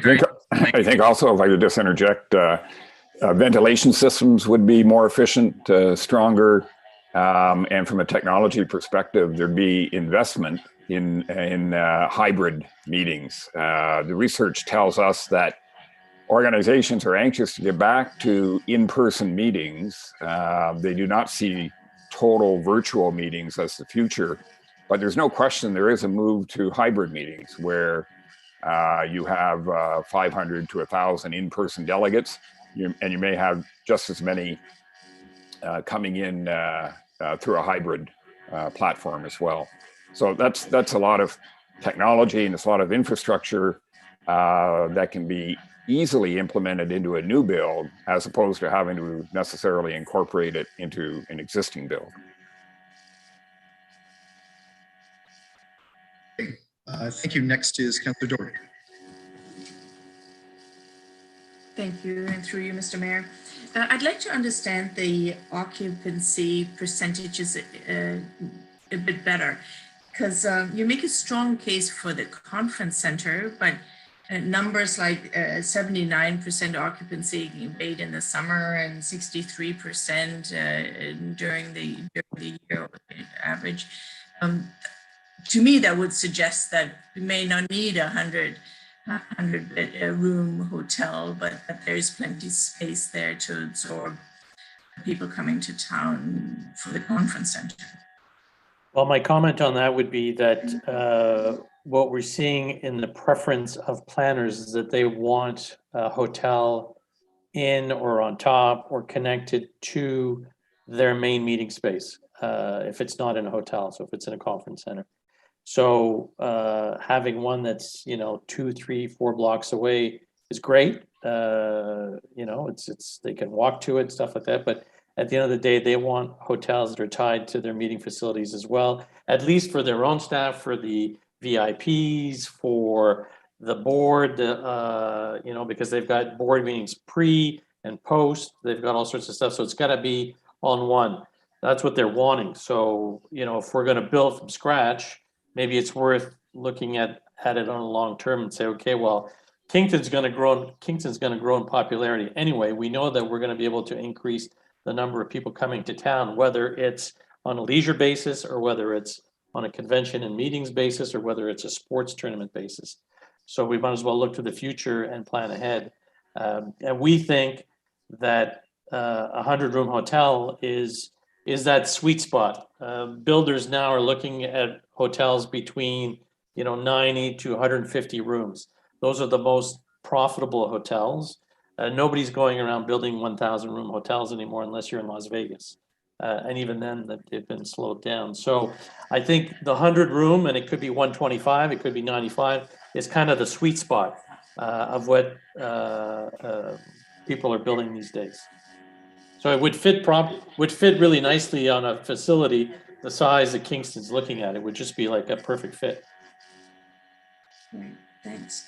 And another a follow-up question, I guess, is the public-private partnership. Like, could you just expand on that a little bit, on examples in other communities where they have a system like a public-private partnership with the hotel and conference center together? Yeah, there's some in the States that have been able to do that. Here in Canada, I'm thinking Calgary's a good example. We've got hotels at either end of the conference center. Conference center is owned by the city and run by the city, but you've got a Marriott, I believe, I want to say a Hyatt, but I don't think it's a Hyatt, at either end of the building, and it's all connected. So they work in tandem constantly, trying to sell it as a package deal. I think that's probably one of the better examples. And a little closer to home in Ottawa, when the original Ottawa Congress Center was built, it was a provincial crown corporation, but it was built in conjunction with the Westin Hotel, which was private money, and also with the Rideau Center, which was private money. That's probably one of the better examples of private-public partnership around a new conference center in Canada. Great, thanks. Next is Councillor Neal. Thank you very much. And thank you, Mr. Dunn, for your cost benefit analysis that you did. Back in the 90s, there was, I think, an overly ambitious group that wanted a convention center in Kingston.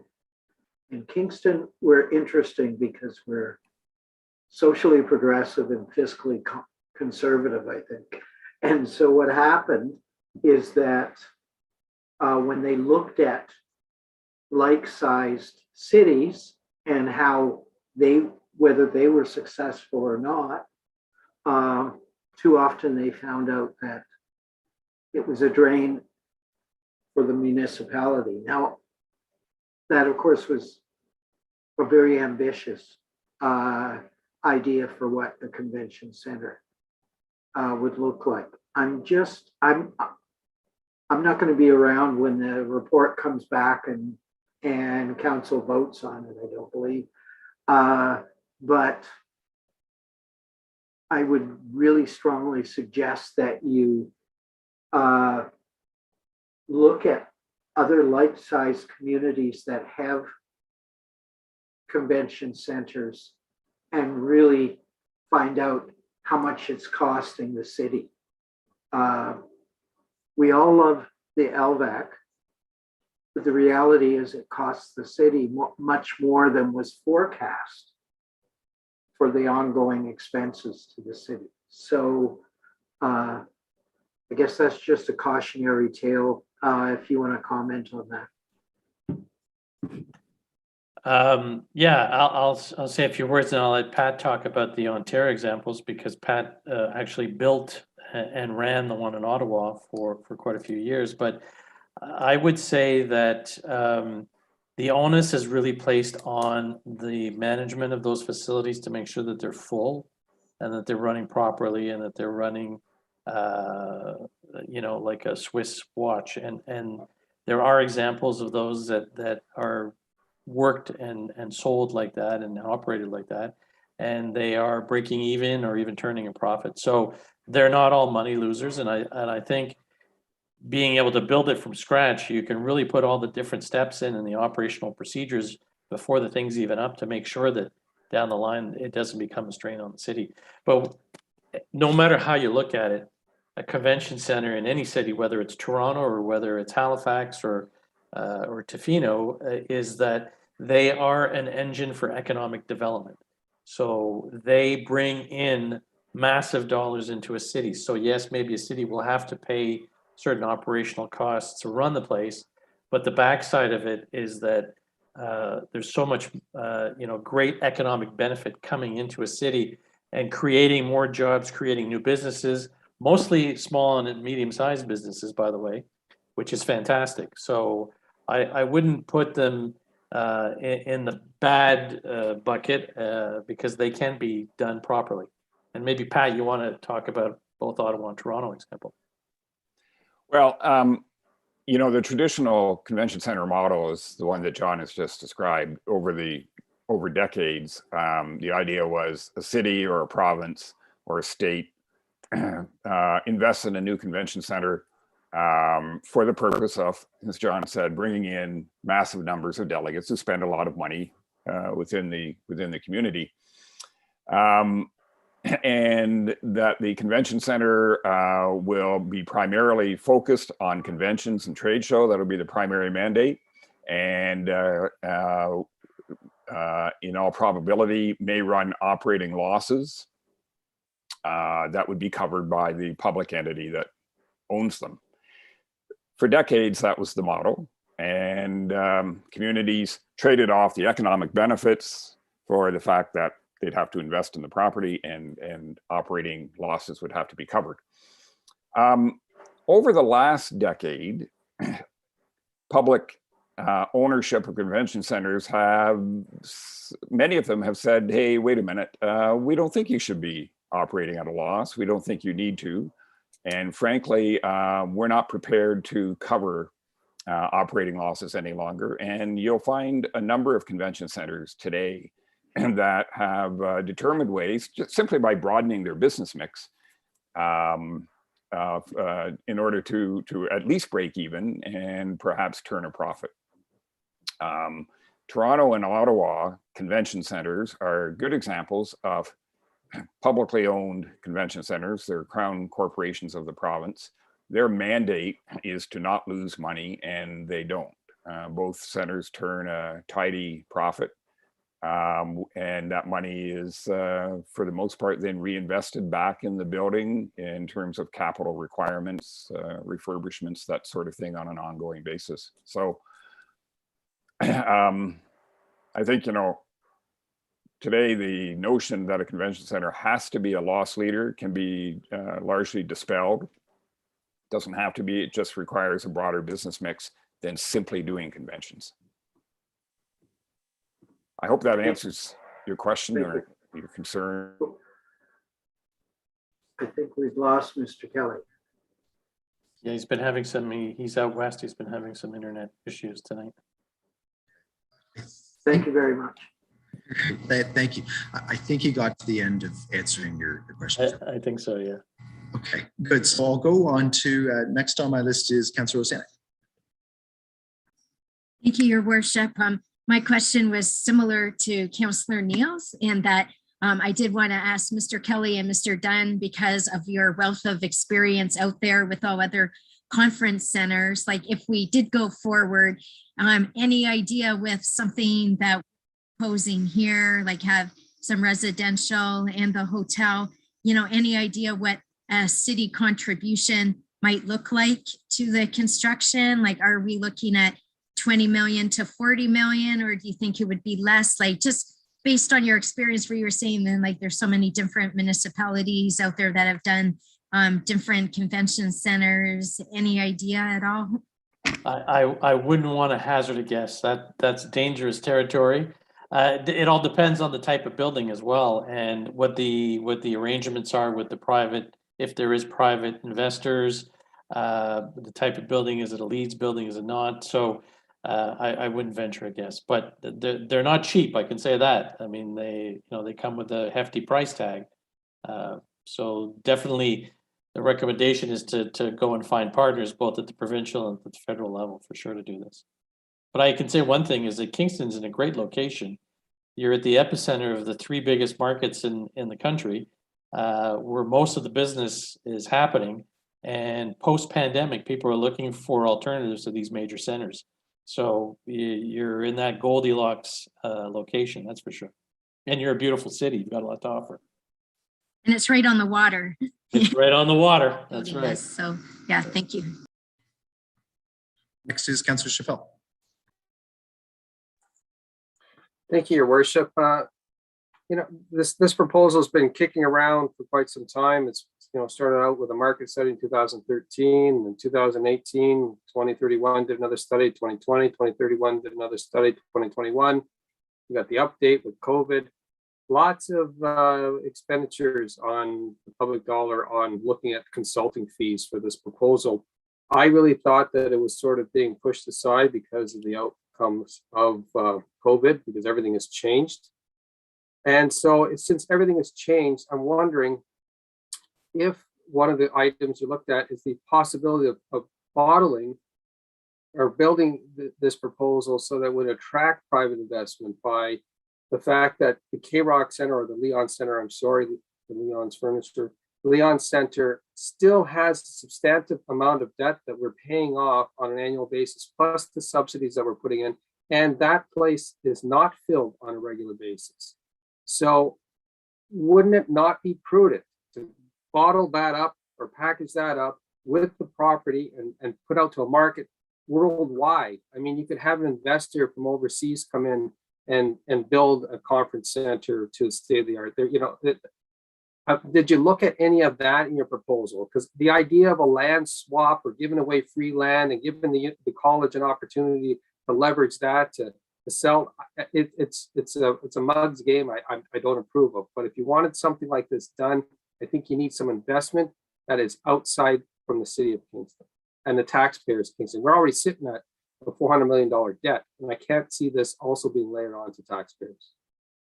Well, I would say that there's a multitude of ways to skin this cat. The traditional way, where we go to the three different types of governments and everybody puts in their share. Another one is private partners with the city and or the province. And as you say, another one is fully private. I would say that there's so many ways to look at this that no, we didn't sort of pick one because the options are fully open. So I wouldn't limit yourselves to any of the above, but I wouldn't certainly cancel any of them out either in consideration of this.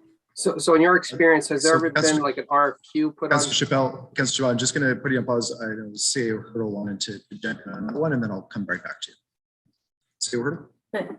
Thank you, Mr. Mayor, and through you. So, Councillor Chappelle, I think you're asking a very good question, and this is definitely part of the next steps and information that we would bring back to City Council in terms of what are the options as far as making this happen and the feasibility, and provide council with those options and also some recommendations. I think what we wanted to do tonight is focus on the fact that there's a market study that's been done that demonstrates that there is a need for a conference center space. Now, how we make it happen would be the next step, and that's something that we'll need a bit more time to look into. But I think to your question is one of the options that we would look at. And I'm not suggesting that we would include necessarily the Leon Center, but that we would look at a more privately owned type of operation as a potential option that would be included and to be considered by council. Okay, so I prefaced the fact that, you know, in 2008, there wasn't a market. We've now seen that there potentially is a market, but it just seems these reports come out and they just chip away at the same concept. And so if we are going to move forward with something like this, I think we need to think outside of the box, because I don't want the taxpayers of Kingston to bear the brunt of the cost of this.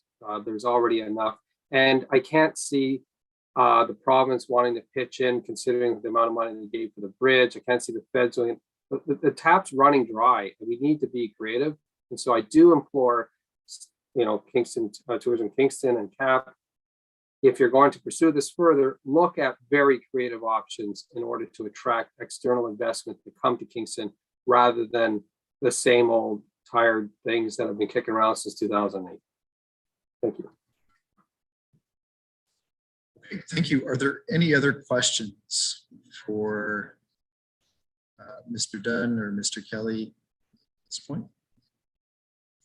Okay, gentlemen, thank you very much, and Ms. Knott and Ms. Claire as well for that. And so with that, we will continue on. Thank you. Thank you very much. Thank you. Good evening. Okay, so with that, we have no further briefings. Are there any petitions to present? Okay, seeing no petitions, we have no motions of congratulations, recognition, sympathy, condolences, and speedy recovery. We have no deferred motions. Looking at our time, my inclination is to do report number 25 and then recess and begin with report number 26 tomorrow. So with that, I will ask for report number 25 from the CAO. Moved by Councillor McLaren, seconded by Councillor Osterhoff, that report number 25 from the Chief Administrative Officer, consent, be received and adopted. Okay, so there are two clauses. We're going to deal with them separately because Councillor Bohm has declared a conflict on the first one. So clause number 1, 2021 water system annual summary reports and 2021 wastewater annual reports. Councillor Sandek. Thank you, Your Worship. Through you, a question to staff. So when I read the report, I was happy to see there were no bypass events in 2021 at Ravensview, but it did say that 26,000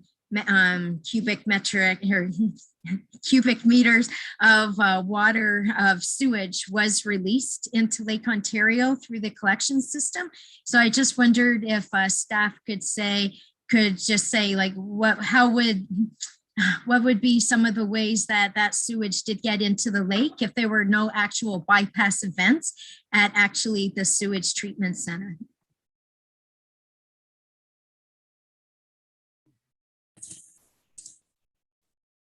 Ms. Roberts.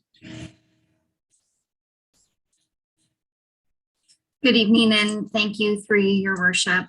Thank you for the question, Councillor Osenic. The bypass that occurred, well, first of all, let me just start off with the wastewater collection system is a combination of sewer laterals, gravity pipes, mains, force mains, combined sewer overflow tanks, pumping stations. So all of that underground infrastructure that is collecting sewage from homes and businesses, and then it is being conveyed to the wastewater treatment plants.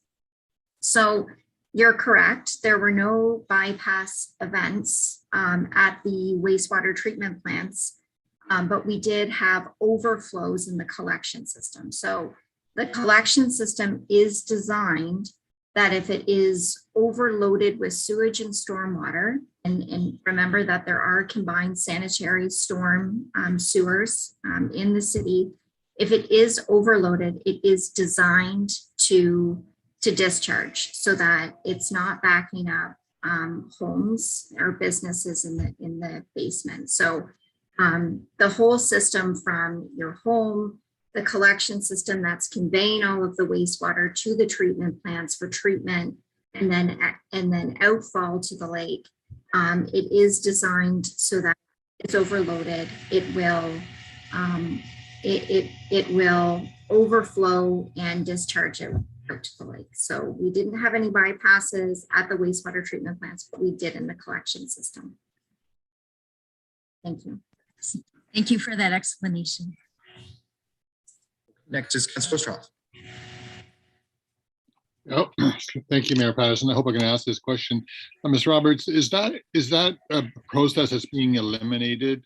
I thought that we were almost done with having stormwater and septic together. Is that something that still is working toward, and how far are we from that? So through you, your worship, and thank you for the question, Councillor Osterhoff. We have certainly done quite a bit of work on that, and probably most notably referred to as the big digs that have happened in the downtown Coral and Princess. Yes. And other streets, but we still do have a number of pipes that are combined, sanitary and storm, and there is a 25 to 30 year span where those will be separated. So we are a ways away Wow. from that. Yeah, I didn't know it was that long yet. Thank you. Any further discussion on clause 1? Okay, we will call the vote. Oh, I'm sorry, Councillor Doherty, go ahead. Thank you, and through you, Mr. Mayor.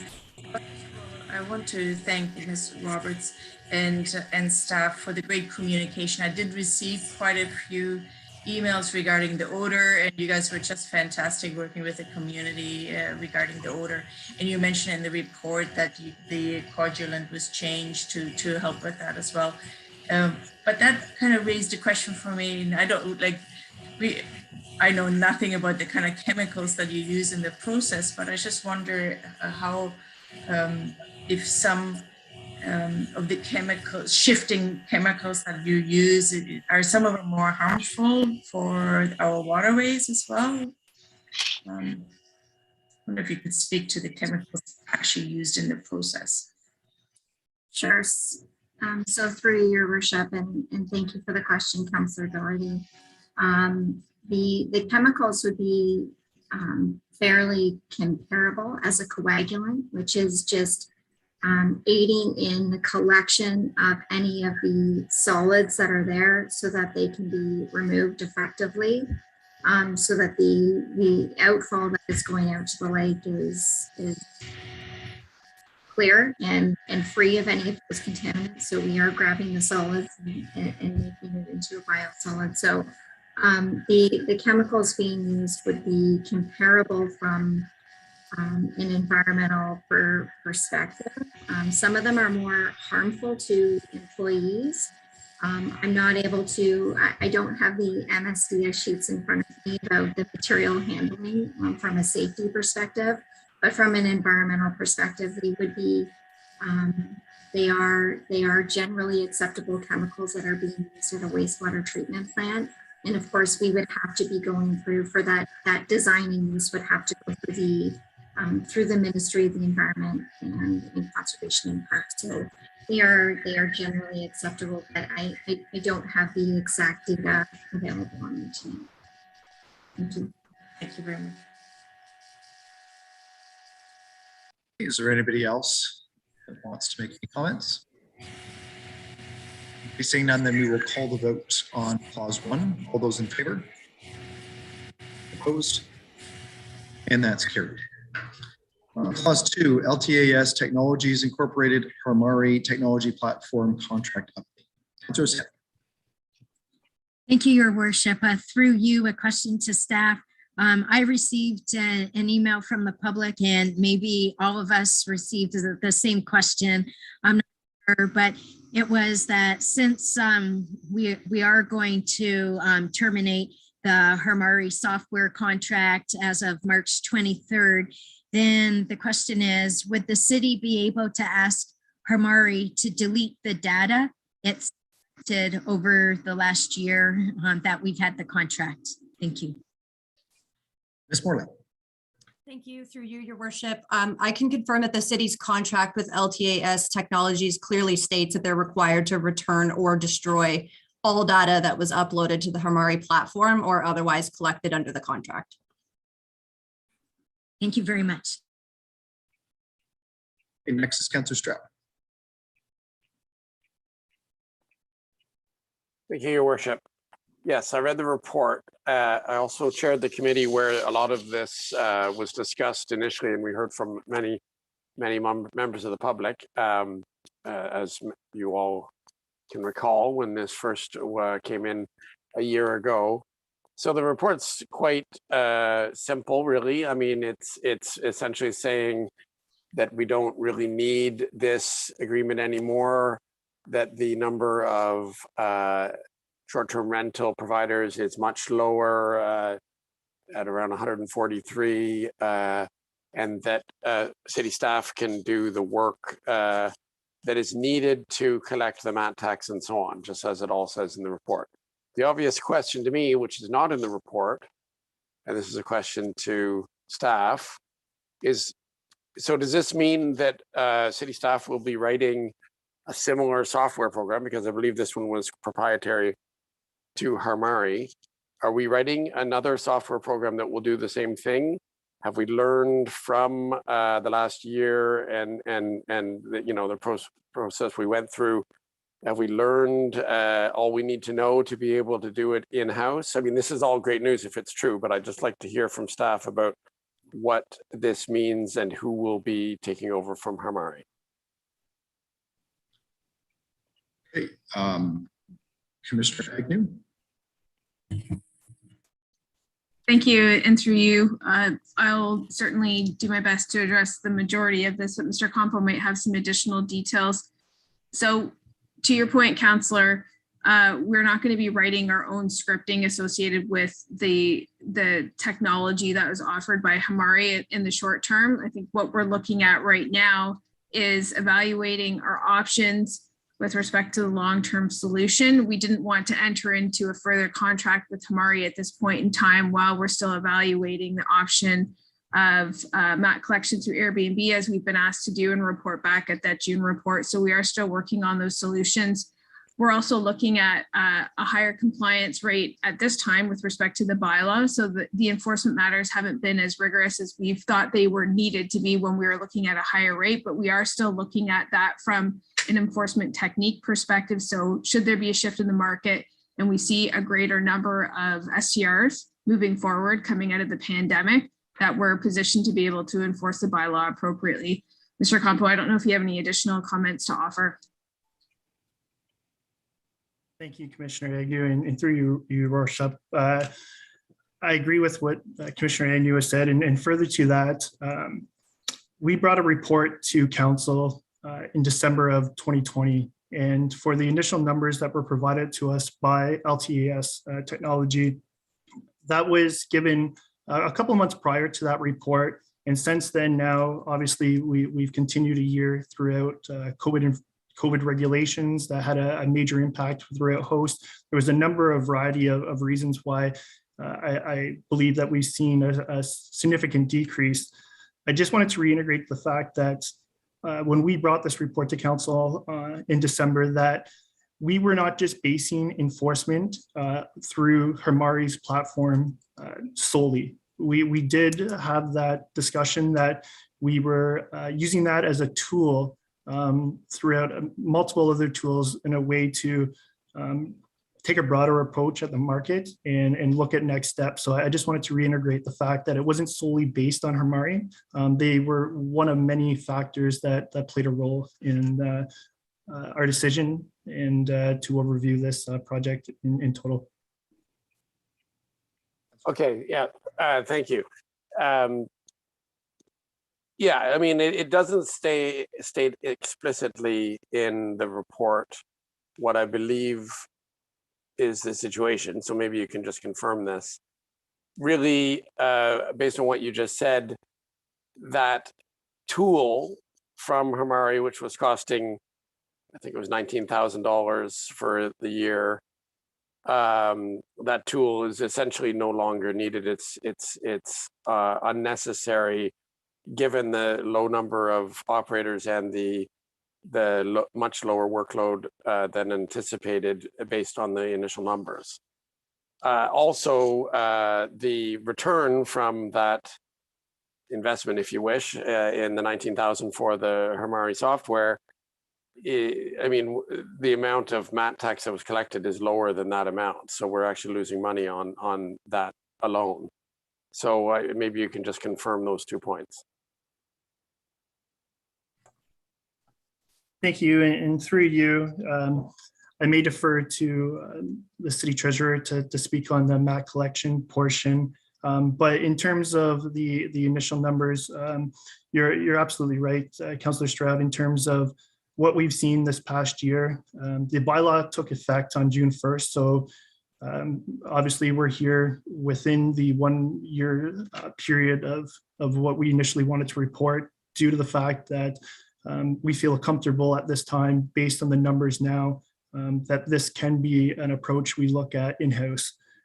Again, there was many factors that played into the potential decrease that we've seen throughout this year. COVID, again, like I mentioned earlier, played a part in this. Many short-term rentals, and just where we were at for the state of the pandemic was in stage 2. You were not allowed to rent out your short-term rental unless it was through emergency housing. We did see a conversion from the short-term market into the long-term market. And through that 143 addresses that were confirmed after staff and likewise, we were able to look at the numbers provided by Hermari in that platform. We were able to see what I find to be, a very good self-compliance number, to the fact that 97 applications were submitted throughout this 6-month period to the city of Kingston. So when we look at 143 that we were able to confirm, we did have 97 of those submitted to the city of Kingston, which would be about a 70% return on a voluntary basis. So we were happy with that fact in general, that we're still in a 6-month period. Just like Commissioner Anu said, we're going to have to bring a report back to council to look at what next steps are, knowing that we could see an increase in the market. But at this time, we're comfortable with pursuing options that could potentially look at an in-house process. Okay, thank you. I think this is good news. And also, I think we need to be aware that this is a report coming to us now and a recommendation based on the fact that we have the option to opt out of the contract and not renew it as per the dates involved. And that's not the same. It doesn't coincide with the dates of the final report of after the year, which will be at the end of Q2, which is in June, right? June of 2022. So that will presumably have even more information in it. I think it's important, I'm just going to say this as a comment, I think it's important, from my understanding of the matter, that that we acknowledge that there's many moving parts here. And so we started with an estimate of 600 providers. The number we're at now is less than a quarter of that, at 143. And Mr. Campos just said that 2/3 of those voluntarily submitted, basically making any extra tools unnecessary because they were voluntarily enrolling. And then we've heard from Commissioner Agnew that there may be, after all, an option of having Airbnb perform some of the collection function. So presumably that'll get confirmed in the final report in June. So the question really, the only question that remains in my mind is, because the original direction from the committee and ratified by council was to have this report after a year, sort of a, an evaluation of how the program is going, that'll be coming in June. What would happen after that? Like, how would we keep tabs on the number of, providers and everything that once everything reopens? Because we heard the Premier make the announcement that we're all going to try to get back to normal, even though the pandemic is far from over, in my opinion. Go ahead.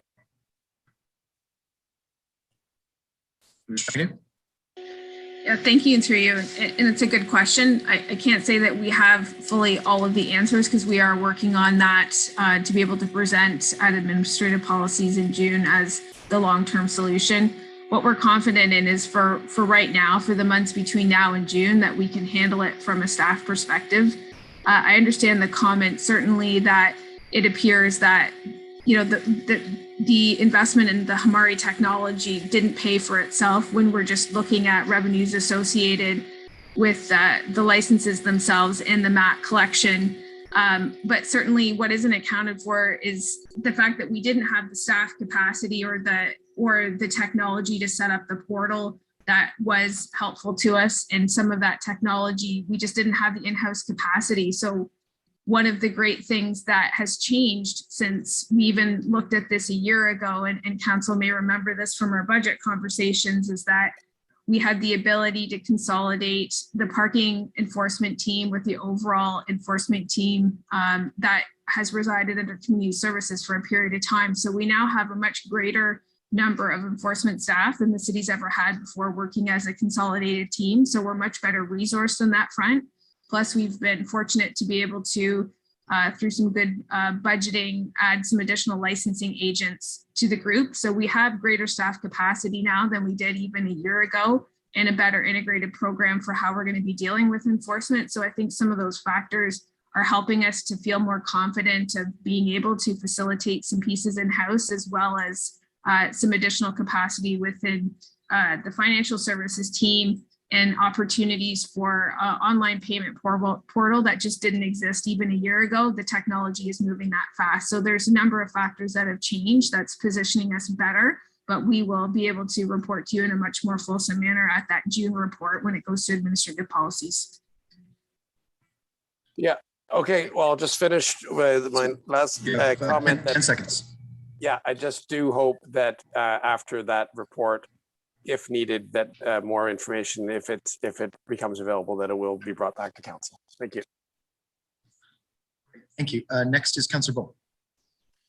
Thank you, Your Worship, and through you, I'm very glad to see, I guess, this as the end result. I guess my frustration and the frustration of many STR hosts out there who were all independent business owners in a sense, and I've never seen a group of people organize the way they did over this, is that there was, apparently 600 this huge issue, and it seems we created a solution to a problem we didn't really have. So whether COVID actually eliminated a bunch of these STR hosts, or they just went, I'm not dealing with a third party taking all my data, and moved to longer term hosts, in the grand scheme of things, this was the solution that most of them asked for. So I guess the frustration is more, why did we take the long way to get here? And as a city, are there lessons learned in this about consulting with community groups, and when we're going to bring in legislation or different types of rules for the groups, that we should really be listening to the groups that we're actually trying to regulate? Because in the grand scheme of things, I mean, we've come full circle on this. I know we didn't make the money back on the Hamari contract. I was never in favor of that contract in the first place. That's no secret.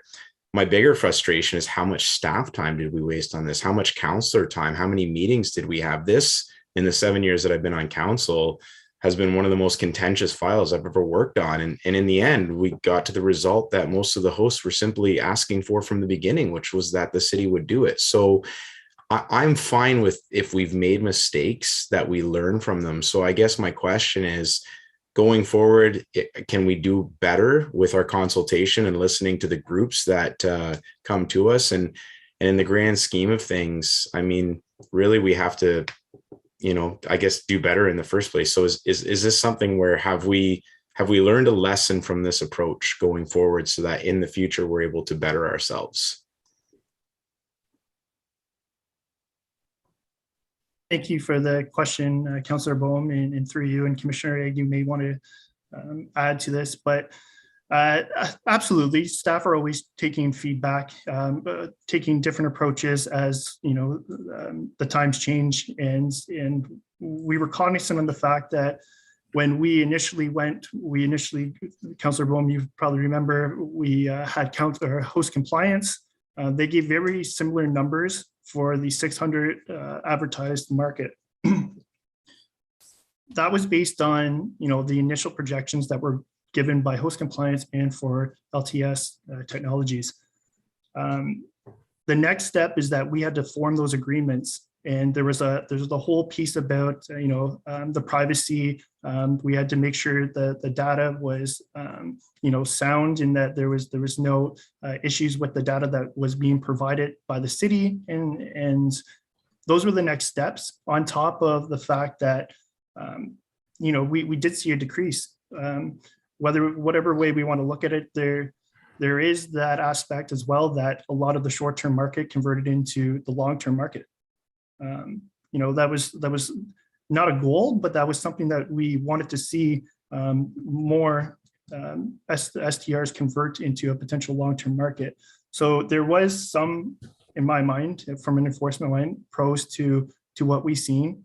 But absolutely, if we take any feedback going forward into the June report, we would have that consolidation or that communication with working groups, with the hosts, to look at that collaborative approach. But we also were really in communication with the hosts, where they wanted to just see Airbnb directly. And we knew that there was more platforms than just Airbnb solely. And with that, with also the fact that there was 600 initial STRs, like Commissioner Anu said, we didn't have the capacity to be able to look at that more in-depthly and go through that approach. But again, now we do feel comfortable after a one-year review using that technology, getting the results back, and being able to look at that from a staff perspective, looking at that as a potential in-house perspective, is something that we're feeling comfortable with, that we can proceed with. Perfect. Thank you. That makes sense. And I think I completely agree. The harmonization of the parking and the bylaw, I think, is going to free up a lot of that capacity. I think that was a great move from the organizational perspective. I guess my final question would be then, and I think you touched on this there, and I believe Councillor Stroud was heading down this line of thought as well, as, with the lessons learned, with the potential that, maybe we won't hit 600 again, but maybe we land somewhere in the 300 or 400 range. Is the intention then to, because I would fully support this, build the capacity in-house to be able to manage this going forward, so that we don't, because the biggest, most contentious issue was the fact that it was a third party. People are comfortable with the city of Kingston. They have an element of trust with the city of Kingston. I think we want to harness that. So if it's building that capacity in-house, is that the plan going forward to kind of manage these STRs? I believe it is. I just wanted to hear it, I guess. Thank you, and through you, Your Worship. Yes, that would be the plan, is to adapt, to work on for an in-house process and be able to build our resources up so that we could effectively enforce and collect the municipal accommodation tax as an in-house process. But you're absolutely right, Councillor Boone. Perfect. Thank you. I think that's going to be well received throughout the community. Thank you. Thank you. Next is Councillor Chappelle.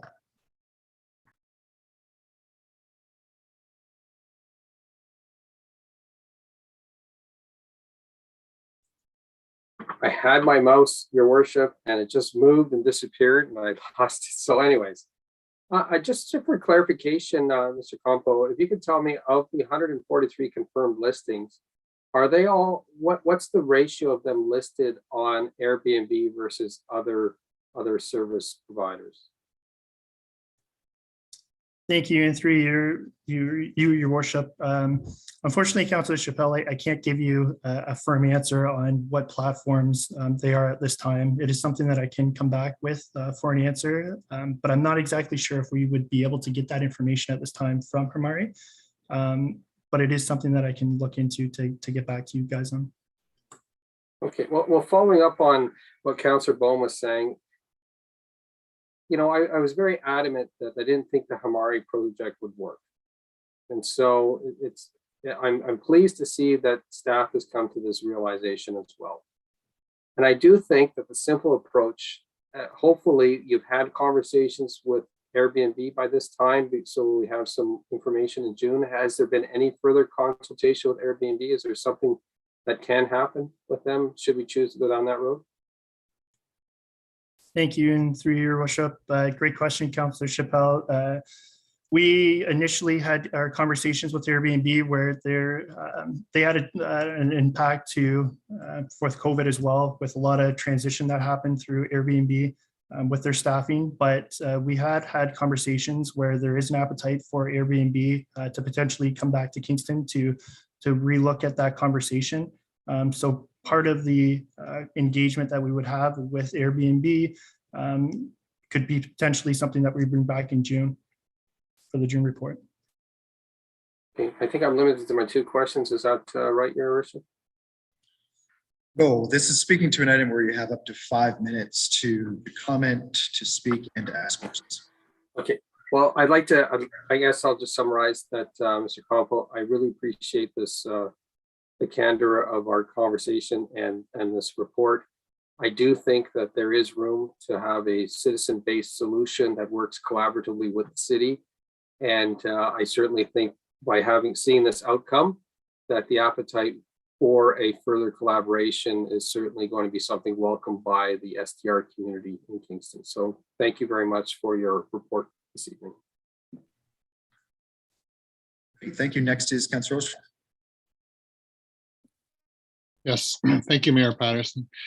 Just want to thank my 2 former colleagues there. Just before me, I mean, Councillor Chappelle and Bohm, I think we echo the appreciation that we've come to this point, and we'll find a Made in Kingston solution that will honor and respect a very important part of our tourism and hospitality industry. We just spent a long time in the presentation before trying to find solutions and the opportunity for a conference center and, embrace, the hotel industry. And I do find it a bit disconcerting that as soon as we start talking about short-term rentals, that we have to talk about enforcement and the challenges in that. And it does not reflect well when they are a tremendously valued part of our community and what they contribute to tourism and to the reflection of our amazing city.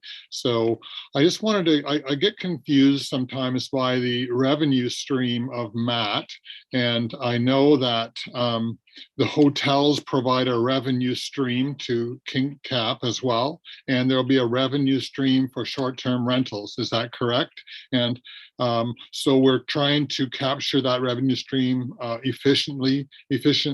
Why wouldn't it be a similar type of revenue stream? Why is it so complicated? Are hotels not registered as part of a revenue stream as a category, 1,200 of them or whatever we heard? And then you have hopefully 500 short-term rentals. Why is that so difficult? I'll let Commissioner. I'm a little bit, I don't want to stray too far from the item that's in front of us, but Commissioner Agnew, if you can provide a quick answer to that question. Yeah, for sure. So on the difficulty side, I think the difference with the MAT collection that's happening with the formal hotels, motels, operators that are considered differently than STRs because of their makeup. They're doing their reconciliation directly with CAP. They have a payment schedule. They're able to run the revenue reports that generate what the automatic 4% is. So that system is, has been going for a while. What's different with the STRs is that there's individual MAT remittance. So our revenues, I think they will be up from where they are right now by the end of 2022, because we still have several quarters of payments to catch up on. So it is early days. And as Mr. Compo indicated, we do have a number of applications that have been filed. There's only about 50% of those that have actually been issued as licenses. The rest are in progress right now. So any of those licensees that are in progress, we wouldn't have collected MAT for those individual businesses as well. So we'll see that coming in by the end of the year. The difficulty was just the sheer number of having to facilitate that number of payments and having the small staff in financial services being able to do it when we were looking at 600 and doing that on a quarterly basis. So 4 times a year times 600. Now that it's been greatly reduced and we've been going through a process of looking at how we could facilitate those payments through financial services directly or through the payment center, which has been quite convenient for a number of operators. It's just been more simplistic and the overall volume is lower. and much more, able for staff to handle at the staffing level that we're at. Plus, we've seen some advances in technology too in the payment options. So all those things together are where we're at, but there is a bit of a difference just in getting the startup going with new operators, getting used to paying that quarterly and knowing the 4% of what their total night stays are. It's just an additional element of their business that they're getting used to, I think, as well too. Thank you. Well, I look forward to.